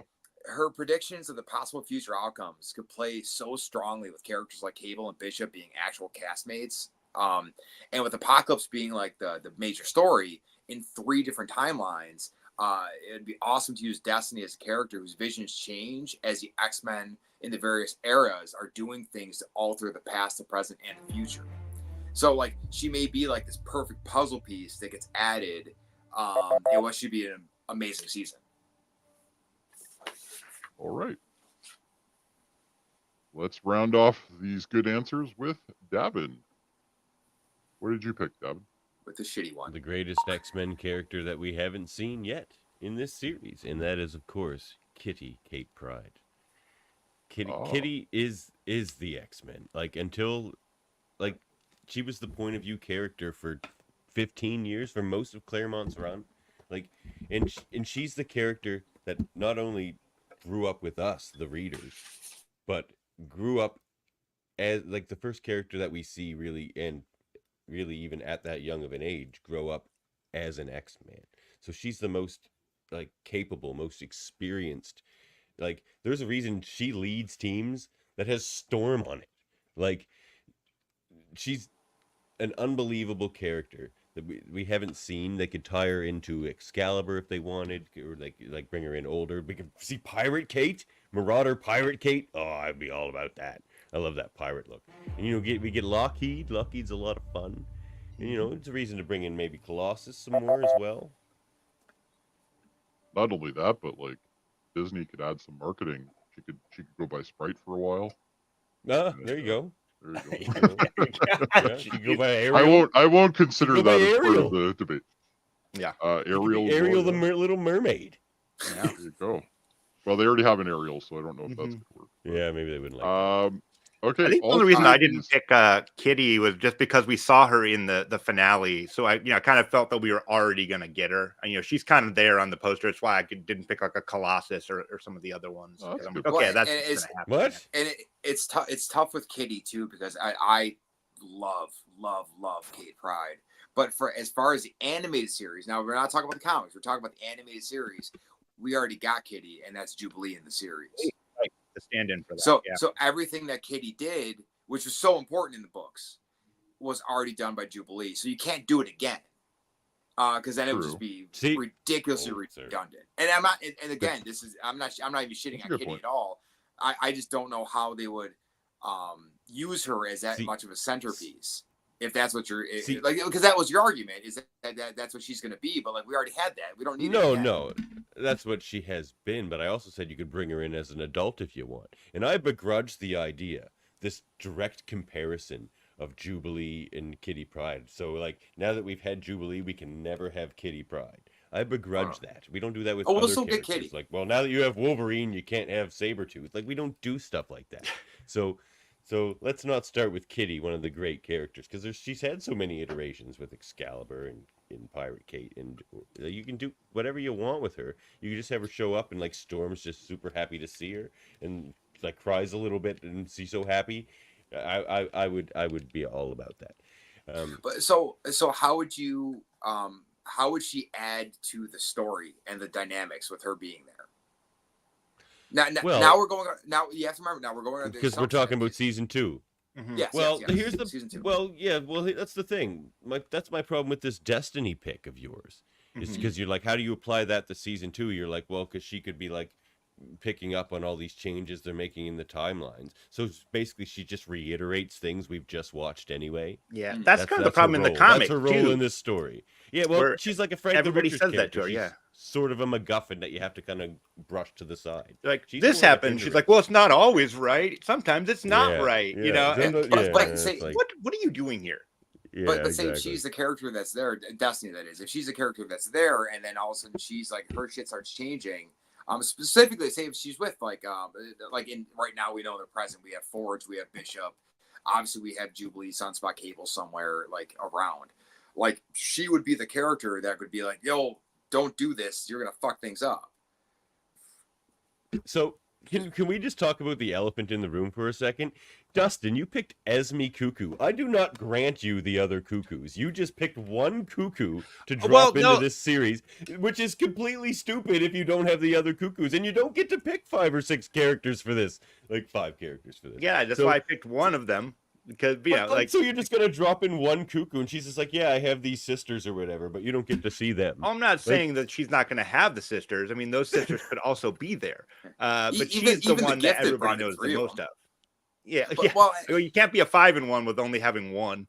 You know, you'd have to have all of them in there. But she's the one that I think had like the biggest story, arcs, and there's like kind of like the one that took over. She has like the most memorable like character. But don't you more think than Kitty Emma Pride? would have to be No, she does not. Oh, Kitty I Pride didn't has say 20 years of that's not stories even that are better than Esme. Well, and in That order wasn't for- even being debated. And I love the cuckoos, but in order for Esme to even make sense, they need to give Emma more time. Right now, we've only seen her in the the Dark Phoenix, and then we saw her just be a survivor. Like we haven't really seen Emma at all. So until that's why I want Emma her, becomes a because character. I want more Emma. That's Oh, no, why I want. dude, absolutely. Yeah. Emma could have been your answer. But you'd have to set up a school. You'd have to do a lot of work. Like the season would be over before you could even bring in Esme. Yeah. That's Yeah, a good point. because Emma really didn't appear. Yeah, that's harsh. I like it. Sorry. This is a Certainly hard not one, as a guys. mentor figure.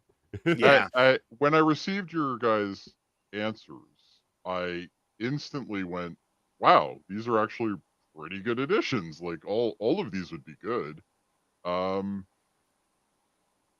The one I'm more interested in hearing about right now is going to be Destiny, because the other two, I believe, have given me the reason why they would want to see them in there, but I haven't really heard yours, or at least I missed it. So can you give me basically a 30-second spiel as to why we have to have Destiny added? Okay, so with Destiny, a lot of it is the one character that I feel a lot of us felt were missing in season 1 of '97 is that Destiny brings back Mystique. And Mystique is so important to the characters and the X-Men and everything around it that, like, I just want her back, and I don't care how it happens. But also with Nightcrawler being an actual teammate now, like, it gives him a whole new level of story that he doesn't have right now. Now he's just a preacher guy who came from a different country. Like, this actually gives him a backstory. Okay. I find all right. Mystique's relevance overstated because of the movies.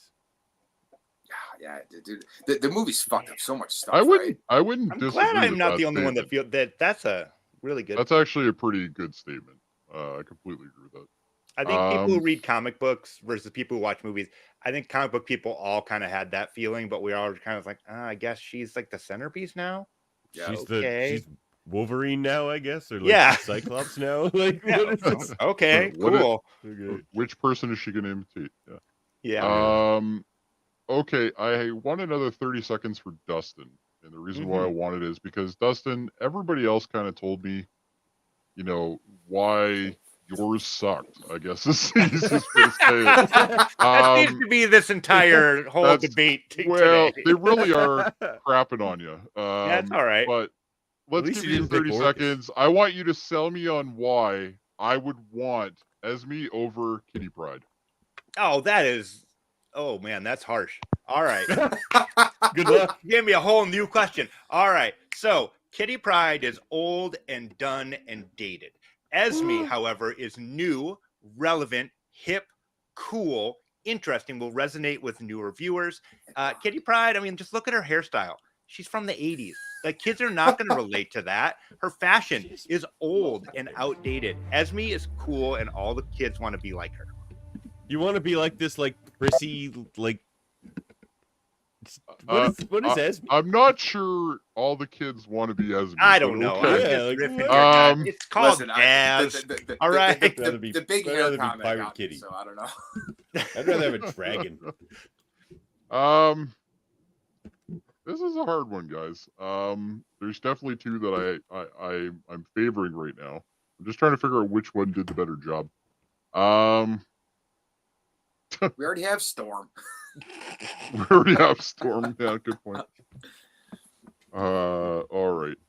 Do we ever? Even though I did like your answer, Ryan, I'm gonna have to give this one to Davin. And the reason being is because no matter how many times you shit on him, he had an ability to give you something back. And he also gave me a whole bunch of examples as to why. I was am originally rubber, going to you give are it to glue. you until he started talking. Basically, is where it came from. Anyway. Yikes. So yeah, I'm going to give the point to Davin or Skelverine, whichever one you want to refer to him as. Whatever you like, man. All right. So there's no more categories though, right? That's it. Nope, that is it for the main round questions, and with that, Ryan, get snicky with it. unfortunately, you are eliminated. Aw. Thank you so much for participating. You thank don't you. have to leave. I'm sorry, you can Ryan. Stick around. We would encourage you to stick around to help potentially help our judge figure out the answers to, or the choices to the answers to the speed round questions. With that being said, I think it's time to unmask our mystery host. Really? We're gonna unmask me? I knew it was Yes. you, Jody. I actually figured that out. I figured it out. There we go. Okay. I knew I got it. almost 10 minutes in, actually. Because I had a feeling you did, and actually, the one thing that pissed me off is my phone did that stupid ring for my pills, and I'm like, if he heard that, he probably knows it was me now. no, but it's anyway. actually the way you pronounce my name. You have a unique way of doing it, and I Really okay. Oh. picked up on it right away. Well, there you go. I was busted, but anyway, Try one to of the pull the reasons wool over why his we eyes. decided to go as me being a Davin and I don't see eye to eye most of the time, but I wanted to make it as fair as possible. Oh, we love each other, Jody, So- deeply. Oh, we do, deeply. for sure. But I wanted to make it as fair as possible for everybody, and because I know Davin, I didn't want to go one way or the other. So I wanted to just strictly be focused on the debate. So that's kind of where Worldmind and I came up with the idea of being here. So, but anyway, You tortured me with Ryan, this mystery guest for like weeks. It's like, what's that? Because like, if you've you tortured me knew, for I weeks. felt like you would If you you would knew, just you find might some not show up. reason. Yeah. You might not show up. So it was all a Jody, I'm master outta here. ploy. I'm outta It was all a Anyway, master ploy. So am I allowed to Stepford with Ryan, and then we can both go against Davin? Is that how does that? You know We'll what? be the- That's we'll be the- I'm we'll not be the- against it. Serious, you picked We'll be the one 2 of and the 1. cuckoos. Okay. It's just like I picked one of the Fenris twins. Like, And actually, you know what's funny? That's the one I really wanted to hear more than the other. The other two, I was kind of like, okay, they both make sense, but really, the cuckoos? Wow.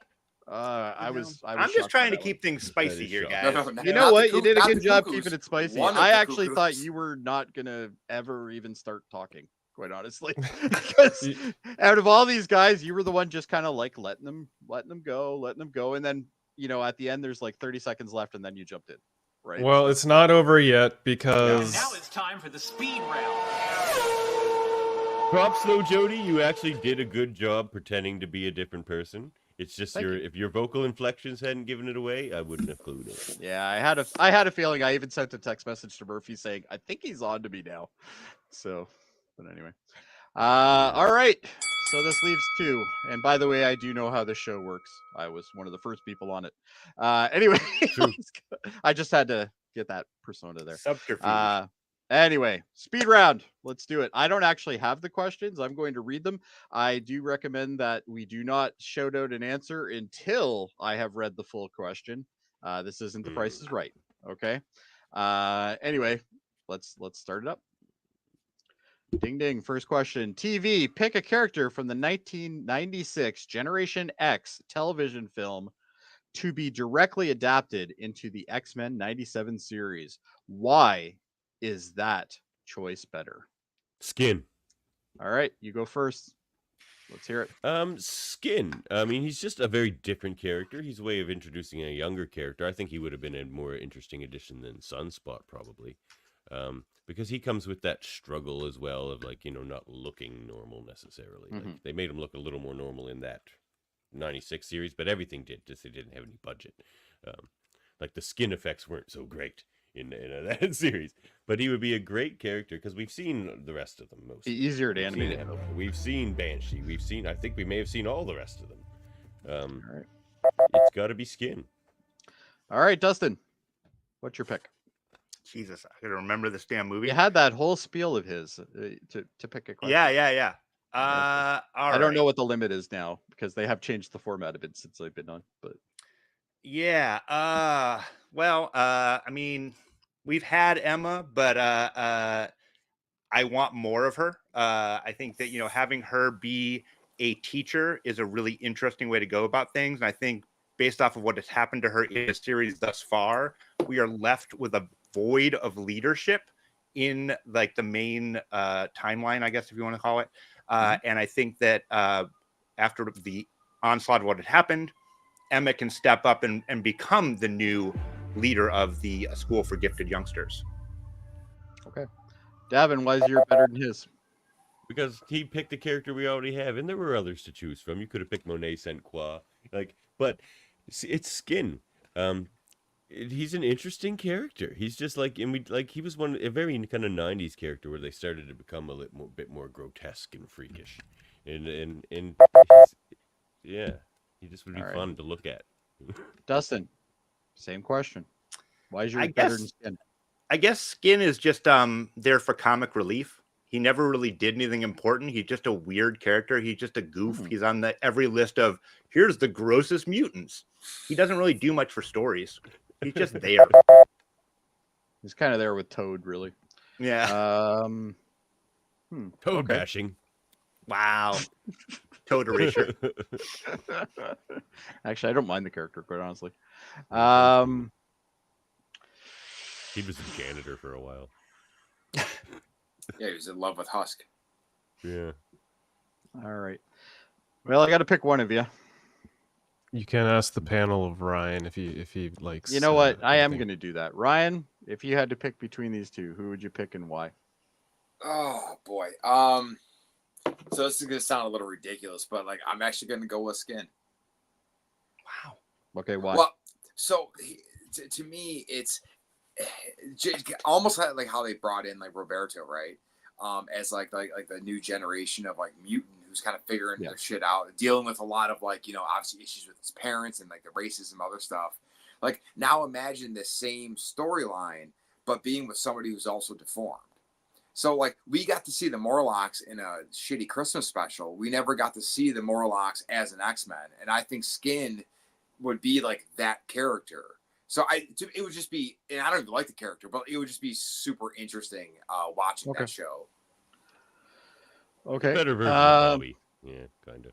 Dustin, in less than 10 seconds, tell me why that argument wouldn't win the round. Oh shit. He's interesting to look at, but he doesn't have any meat on his skin. He doesn't have any meat behind him. Run with the pun. Okay, so meat. Pun You mean points like for sure. you mean like storyline? Yeah. Okay. That was a good pun. It just wasn't strong enough. I'm giving that one to Devin. Sorry. And just so you know, I really don't take any sort of excitement about Davin winning. Okay, I'm just telling you right now. I am fully 100% against Davin when it comes to these things sometimes, but I have to be impartial in this scenario. So, actually, Jody, I think you're one of the best judges on this show, and I've told Murphy. Oh, that's not going to work right now. But true though. I appreciate your thoughts, but I don't know if they're technically genuine. Anyway, movies. Oh, if it's Brian's always genuine for me, but always 100%. if Bryan Singer wasn't available to direct the 2000 X-Men movie, which director would you have been? Would you believe is a better choice, Steven Spielberg or James Cameron? Spielberg. All right, you go Spielberg. That means you're going to go James Cameron. So you got a minute to think about it, Dustin. Okay. All right. Well, 30 seconds actually. All right, Davin, go ahead. Well, Spielberg is just really good at making memorable movies. Like, I have a very hard time thinking of any movie better than Jurassic Park, the first one. Like, it's just breathtaking, and you know, it's also he's really good at like spectacle as well, and you know, X-Men would have a lot of that. Like the cores of X-Men are also sort of the best things that Spielberg is best at, which is like spectacle, but also heart and story, and you feel good at the end. All right, Dustin. All right, so James Cameron, I think, is all spectacle, and also if you think about, you know, in terms of like technological advances and what James Cameron was able to bring to film, you remember that first time that we saw Nightcrawler in X2 and how exciting that was. Imagine if we had somebody with the technological prowess of a James Cameron, we would have gotten so many more of those moments. And I think if you're looking at like what those films would have been, it just would have been so much fun to watch. And mutants are weird and exciting. And I think it would have just been a blast to watch on screen. Okay. Oh, I don't have to give anybody a rebuttal, right? Or do I? Well, I guess I technically. Yes. All right. Okay, So Davin, you got what? Here's my 15 problem seconds. with James Cameron. Like, I All right.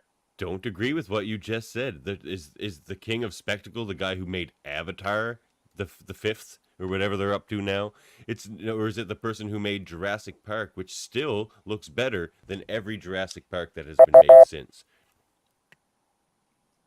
I wouldn't disagree with that statement, but I don't necessarily know that's the point.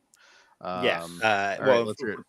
If we're talking box office draw, you know, Avatar, a movie that I don't actually like, but I think it made more money than Steven Spielberg. So, you know, if we're talking about like who's better, you know, bigger spectacle, but I do think that like, we're out of time. I'm going to give you each another 15 seconds. So, Davin, go ahead.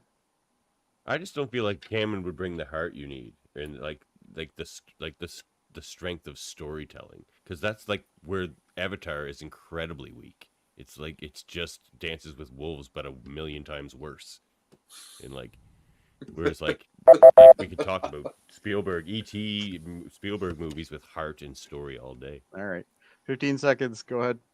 If you look at a movie, such as Avatar, it has a huge cast of characters, and you really get a lot of depth and emotion for all these, animated characters. And so you think that like he's able to get that depth of emotion with an animated character. He could do great with an ensemble cast and do an amazing amount of work that way.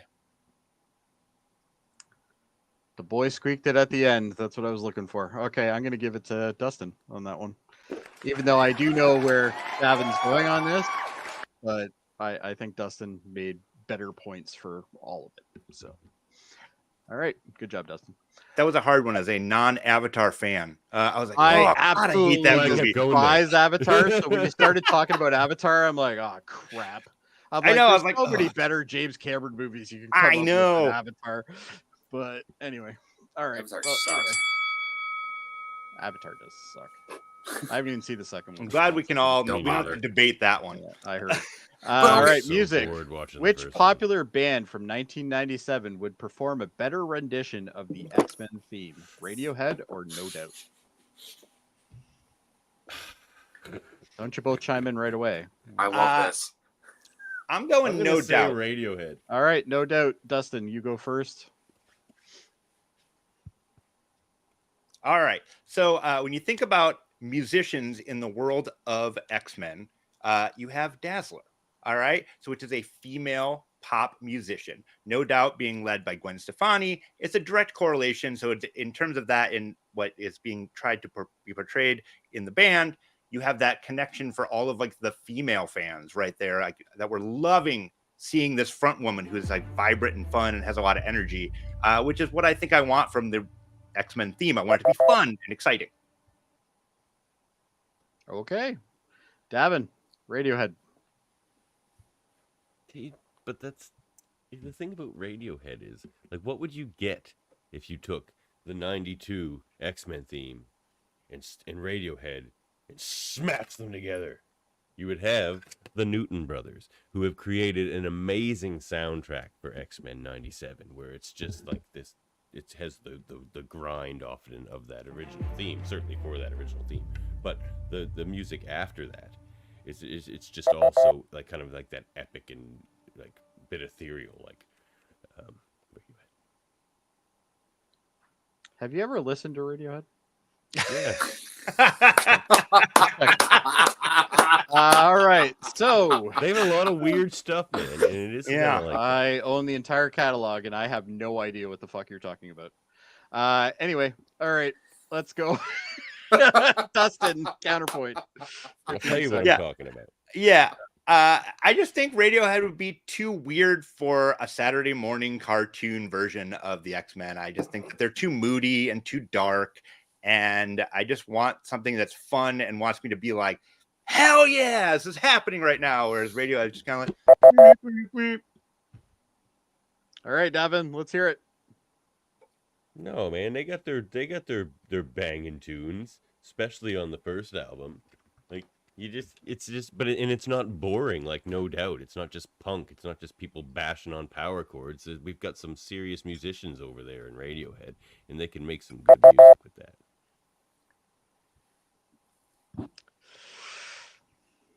Dustin gets this point. Well, so what I think, right, is so you're talking about the intro. Like, I think No Doubt would make such a more fun intro, but I'd rather Yeah. hear Radiohead within the episode. That's exactly. Absolutely. That's a very Yeah, I good realized Yep. what I did there. I tripped over the question. I read it again after I said that. I'm like, shit, this is just about the theme song. But yeah. Yeah. This was my favorite question, right? Because when I thought of it and I thought of Radiohead, my first thought was cha-ching, cha-ching, cha-ching, cha-ching, cha-ching. So, Yeah. Sorry, Davin. I had to give him that one. Yeah, it was fine. It wasn't my strength. So is the score? What's the score right now? 4-3. 4-4. No, Dustin's got more than that. sorry, It's yes, 4-all. 4-4. Yeah, I was gonna say. I'm almost positive they're close to tied at this point. Yes, 4-all. Sorry. All for right. updating the score. All right. Well, how many more questions we got? We got like 2 or 3. All right. 3. Let's keep going. Next one. All right, sports. If Longshot were to play for Chicago Bulldogs and Warpath, James Proudstar, for the Utah Jazz in a critical NBA playoff game in As a Chicagoan, 1997, which team wins? first off, it's the long Chicago shot. Bulls. It's long shot all the way. But yeah, because he can manipulate the odds to go for him. But yeah, I just want to make sure that we're putting the respect on the Chicago Bulls. Well, it says Chicago Bulls. You said Bulldog. Oh, did I say Bulldogs? I'm Yeah, sorry. you did. I have hockey on my mind. Yeah. Somebody's been watching Shorzy. Yeah. Oh. So yeah, Dustin gets long shot, and Davin gets work.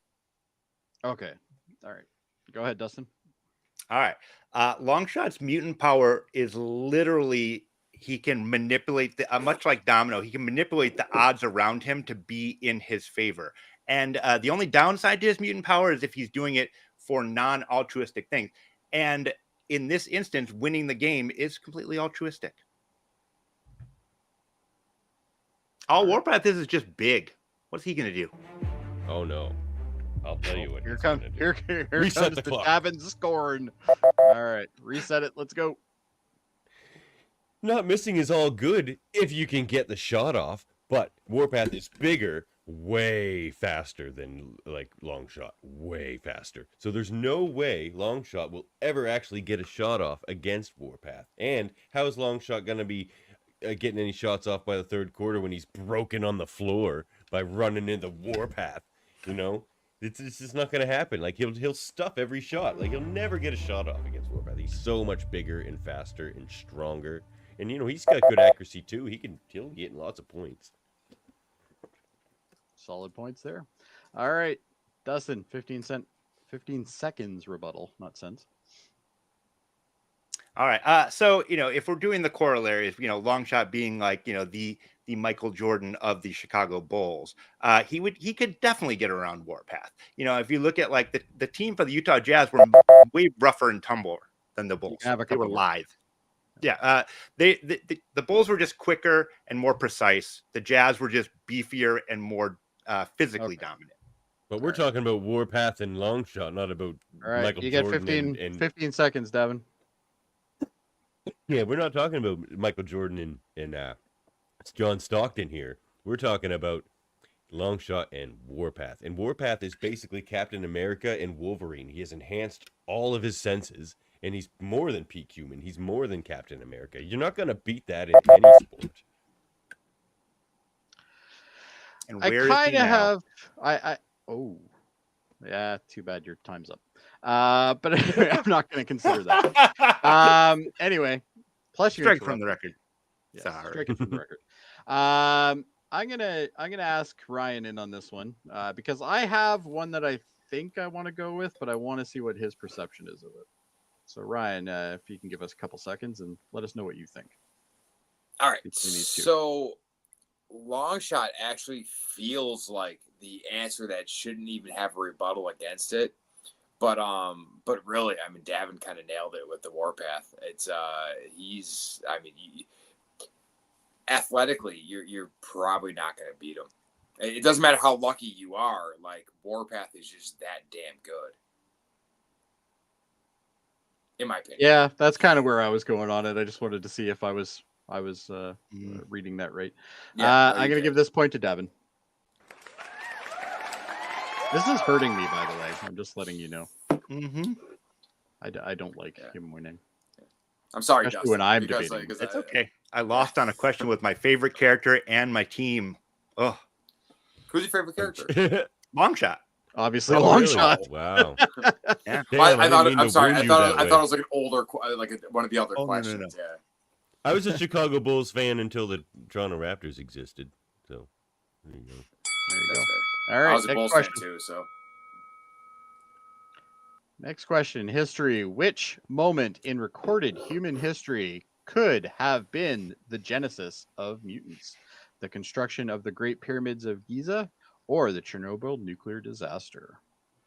In what context? That's what we have to Doesn't- debate, I It guess. doesn't say. So I guess you better- Sorry, I guess maybe I should refine that. Which of these two moments was most likely Make to it better? cause like mutants in this time? Like if we had mutants in reality, which of these Oh, two okay. moments is Okay. most likely to have spawned mutants in our reality? Okay. I'm going to say Chernobyl. All right, Chernobyl, That's go the for it. easy one. It is the easy one, so we'll see what happens. Yeah. 30 well, seconds.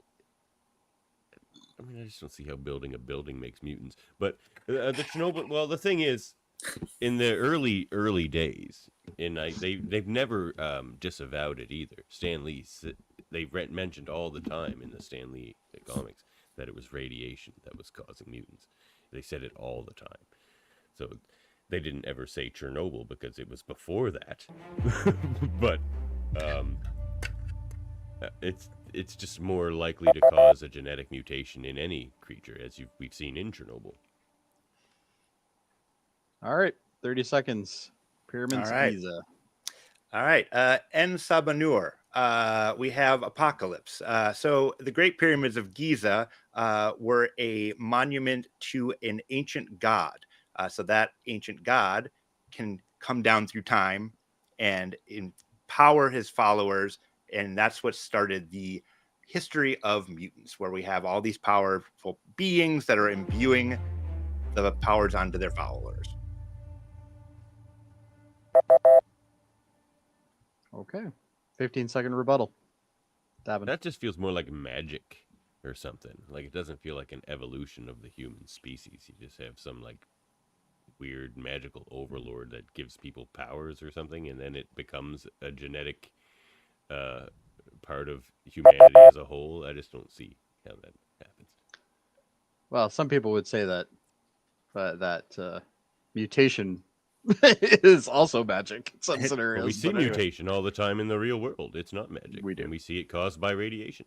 All right. Well, Chernobyl. Davin, Dustin, you got a hard one against you here, so let's go for it. All right. So the Chernobyl nuclear disaster, it literally destroys cells. So, if we're going to talk about the genesis of mutants, basically the mutant genes, everybody and the Chernobyl would have died from it. Except, do I get another rebuttal? You know what? Yeah. We're going to do another round of rebuttals. There's Another an 50. old man that's been living there the whole time, and he doesn't even have cancer. So no, not every. He might be a mutant. We might actually have an X-Man living in Chernobyl right now. Yeah, it's like a mic drop. Yeah. So you took like 15 seconds and you just went with that. All right. All right, Dustin. Can I debate myself? This is a terrible. You can debate this all. This is terrible. There was no way I was going to win. You just had to yell Chernobyl. I was like, before I should have just yelled out Chernobyl first, because Yes. I don't even believe my own argument. You can just have the point. I don't even care. I read the question. I was like, I hate this. I've already lost. World Mind, can you come in for a second? right. Okay, so I Can I mean, kill this question because it really is one-sided. yeah, you can kill that question. You can. I mean, it's okay. I will take the L. Once it's I fair read is it, I'm fair. like, this is kind of bullshit. Like, Listen, you I never know was what's gonna reaching in occur. the dark when I wrote a history question, and like the thought of mysticism and energies being built into the pyramids of Giza seemed like a stark contrast to like radiation and Chernobyl explosions. So that's where my brain went. It's not my best question. I tried my best. Do we have 2 questions on standby? Yes, I have Well, go a to the next 2 tiebreaker and question. Bring in one of the tiebreakers at the end. If we Well, technically, no. Like we have, Yeah, if we we need can it. use it. We gotta. I'll use one of the tiebreakers because we're gonna strict this. If whoever gets this next question, it becomes a tiebreaker.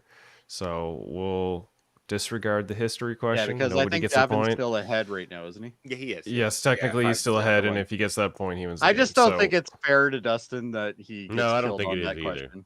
no, and that's I was fair. Yeah. I was almost gonna pick pyramids just to challenge myself, and then I'm like, no, that's stupid. I was hoping. I didn't do that. Honestly, I was like, oh, please do it. Just go. All right, I Like, almost did. Let's do it. I got things to do, boys. All right. Alright. So, bada bada ba. All right. Wild card: Wanda, Scarlet Witch Maximoff, and David Charles Legion Holler. Or Who, or excuse me, or who is most? Sorry, I probably need to sorry, pause. who's the most powerful offspring in the Marvel universe? All right. I'm gonna say Wanda. All right. On Wanda. 30 seconds on the clock. Go ahead, Devin. The reason I pick Wanda is they both have the ability to manipulate reality. I would say about to compare the two is that Legion his seems to be a little more localized. It depends on the story actually. So, but what I would say is he has a lot less control over not only his powers but himself, as weird as he has multiple personality disorders. So she can focus the totality of her abilities without this inner conflict or power conflict. So like you said, both of these characters have the power to rewrite reality. To me, the Scarlet Witch has had so many iterations, and the whole part of her being a scorned mom. That's one of the things that always kind of made it like her a little bit less believable as like this Omega level kind of crazy powerful mutant. Where I'm like, okay, well, is she a mutant? Is she magic? What is she? Whereas Legion has always been able to kind of do things with his power on like just a massive scale. All right. Well, Devin, 15-second rebuttal. I'm glad you brought that up because where she also has this innate ability of whether it's they call her a mutant or an inhuman, they've done away with that inhuman business. She's a mutant again. But she does also have this magical ability that basically has no upper limit. All right. 15-second rebuttal.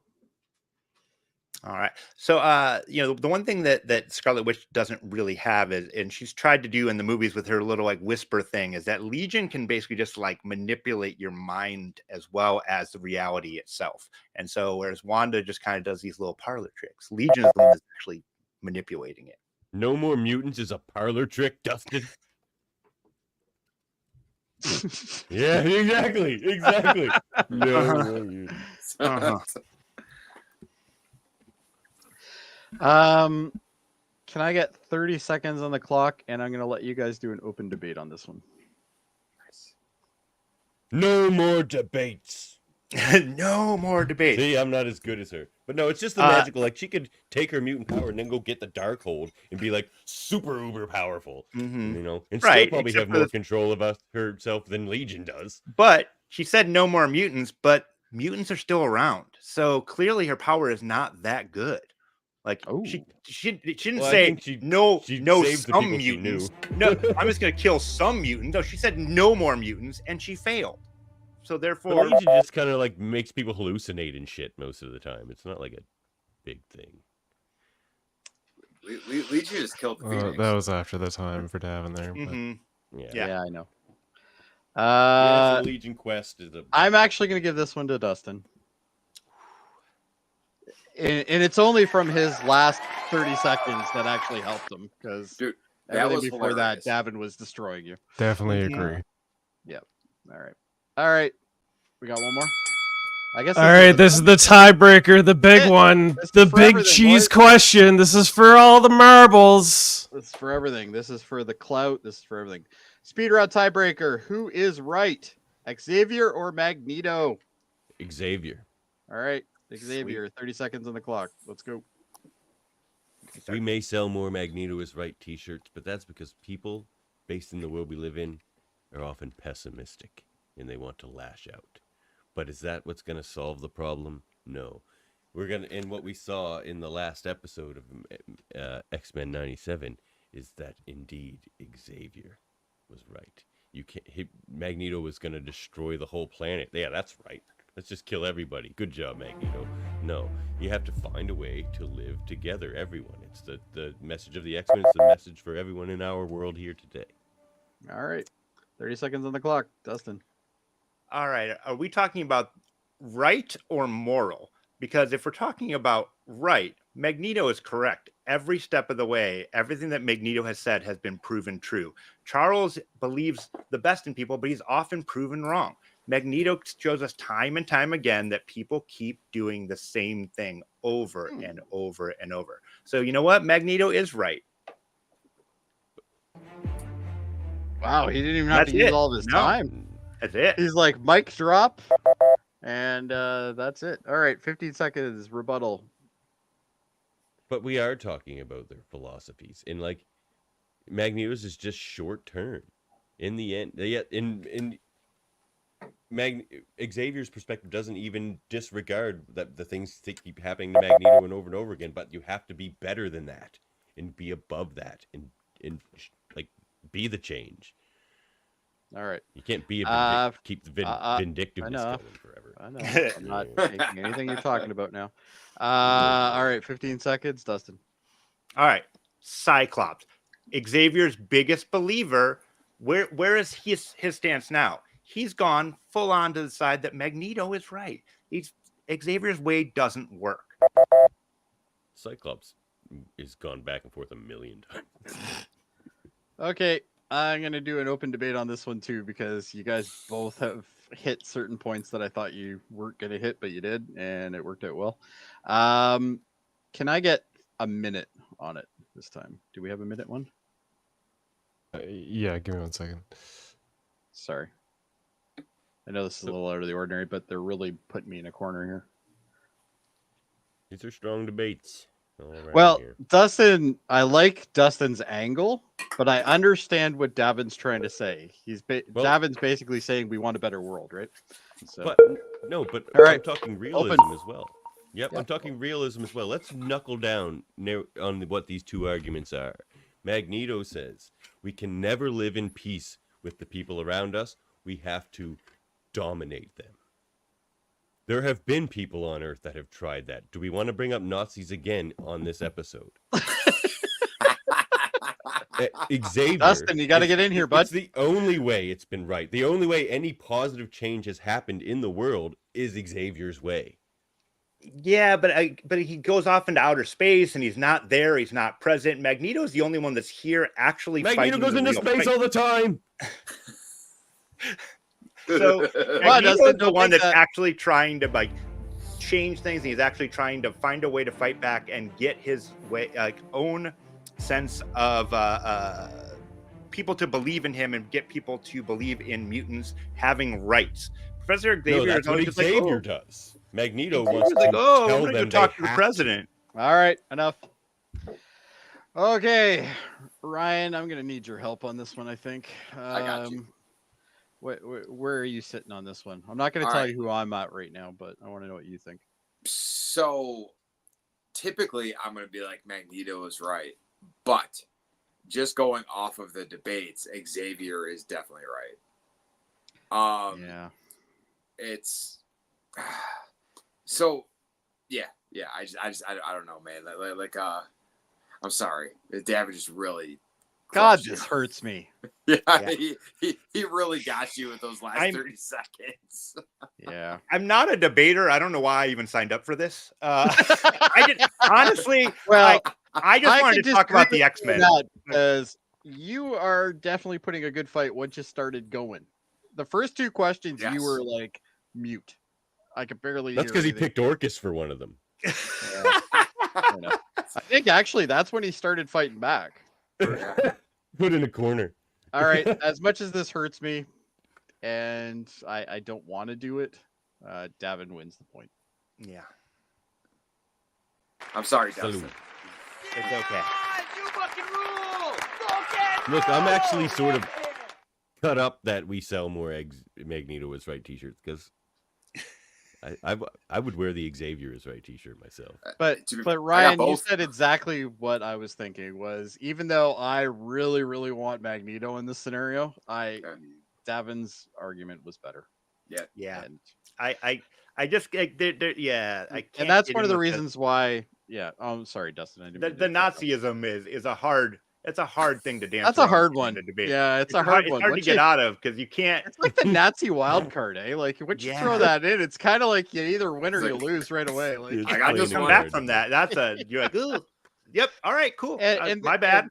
and this is one of the reasons why we decided between Murphy and me we were gonna do kind of an anonymous toast for a little while, because I didn't want any biased. I didn't want anything to affect that, and I also didn't want him to know that it was me. But obviously, you figured it out eventually.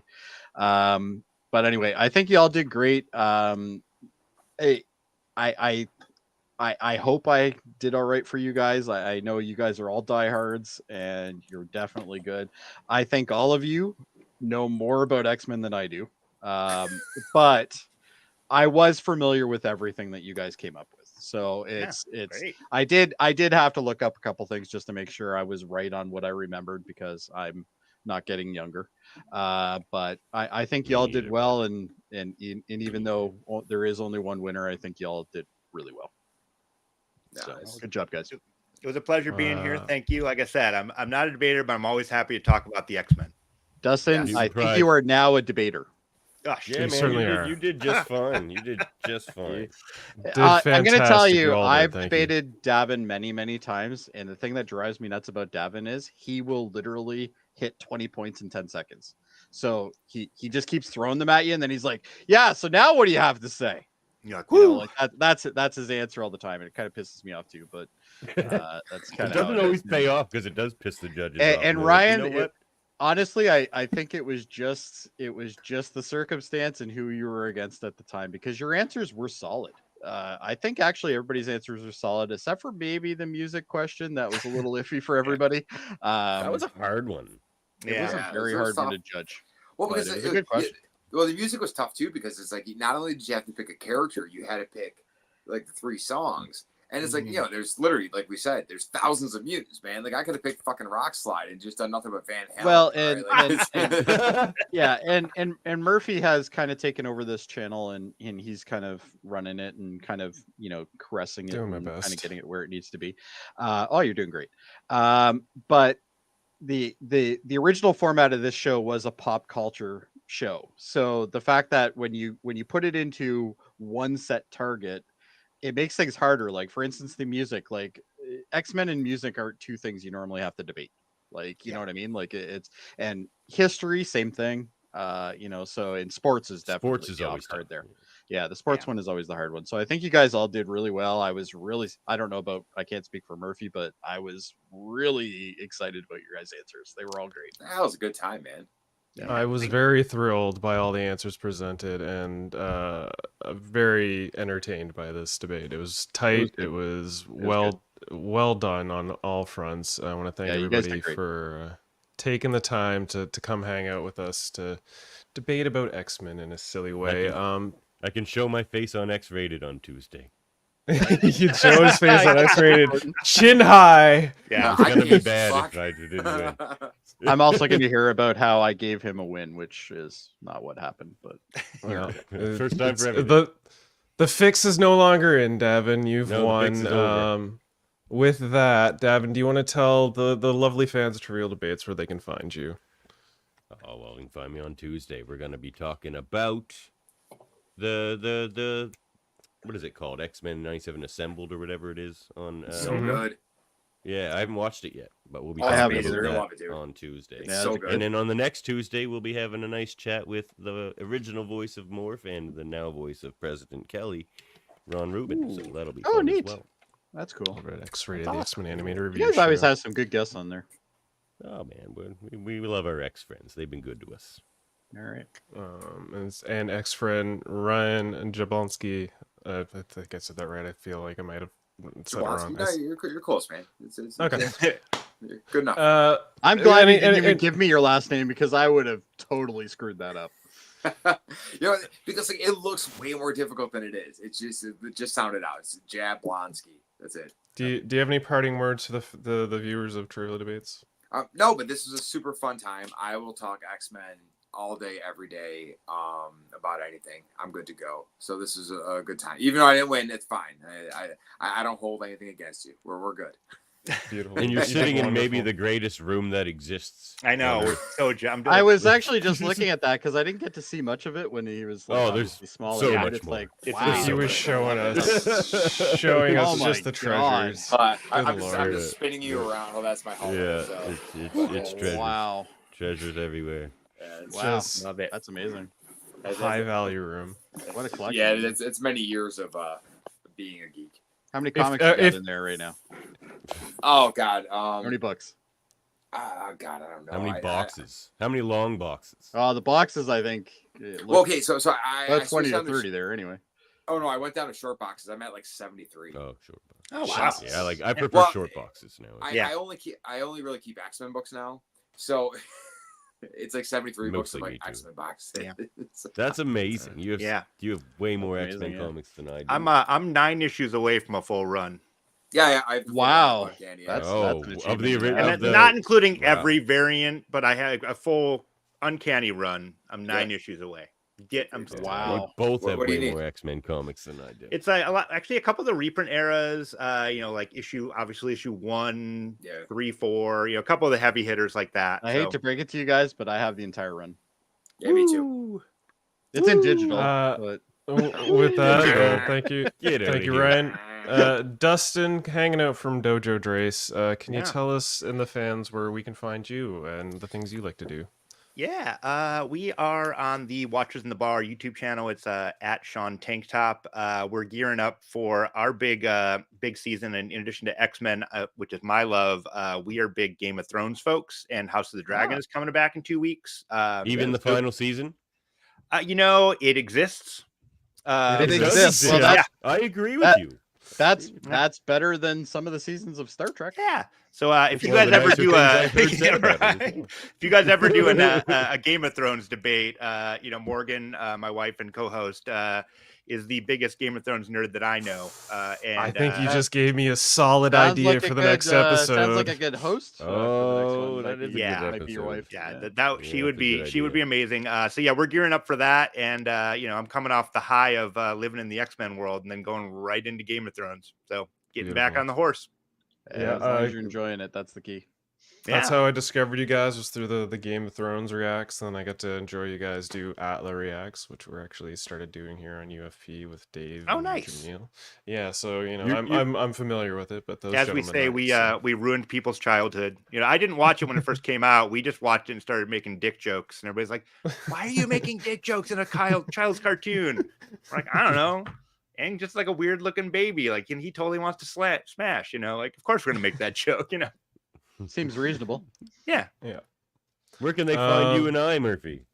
Well, you know what? They can find us, and as well as our lovely host, Jody, here at the United Federation of Podcasts, where we have all sorts of podcasts we like to talk about, including like Live Long and Podcasts, where we cover things of Star Trek, from show reviews to radio where I'm from. theaters. Where he's from, he's going to be boosting up the old Orville review podcast here in the next week. Funny or enough, so. I'm on the deck right now.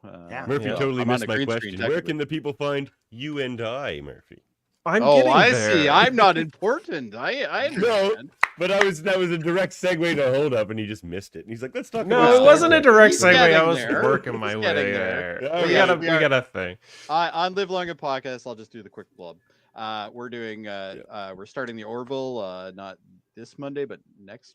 Oh no, it's next. Yeah, it's not this Monday. Next Monday, we're going to start the Orville rewatch, and we're also doing Next Gen on Tuesdays. So that'll be interesting. I know a couple of you guys are there, and if you guys are welcome as well if you're into Star Trek. I don't think you are. but- Ryan with the nod. He's like, maybe a Ryan's little, like, not I so have much." better things to do. I got more X-Men comics I've to got collect. comics to read. I got comics to look after. I got no time for this. But anyway, the invitation's there anyway. But there's Speaking things of, other than that. Speaking of X-Men and comics, there's X-Rated, the X-Men animated review shows we've touched upon with Davin as a host, but he's also co-host with Andre Mayette, who hosts the Graphics History podcast, an interview with artists from all forms, from comics to writing. He just had Jennifer Lee Rossman on with an excellent perspective on their really? sort of living. Yeah, excellent podcast. Great stuff. And then we got our movie review podcast. We got movie review podcasts like Hold Up, the movie podcast where Davin and I review some movies. We actually got an episode coming up on Monday. We're reviewing Boyhood movies, Stand By Me, The Sandlot, and Boy from 2010, Taika Waititi. Some dog is freaking out. Yeah, sorry. Yeah, I don't know whose dog that is. It's not mine. Ryan. Yeah. I'm It's just gonna mute you, right? Hey, did you see this one? The long format movie podcast. These guys cover one movie in like 3+ hours, sometimes 5, maybe 6. You never know. You just gotta 5? tune in to find out. Wow. So you never know with those guys. They go This show forever. ran long. Yeah. We also got Super Motorsport podcast. There's some reality TV show reviews, Big Brother, Survivors, and other just Marvel stuff that we'd like to review. Eamon on track. Oh, yeah, You got Never music Met Marvel interests. Society. Yeah. Eamon is sitting there reviewing an album with his guest. The guest chooses an album, and Right now? not right now, but at some point. I don't know when Eamon's I've been coming on back it. with his next episode. It's been a minute, but Yeah, his schedule's a little weird.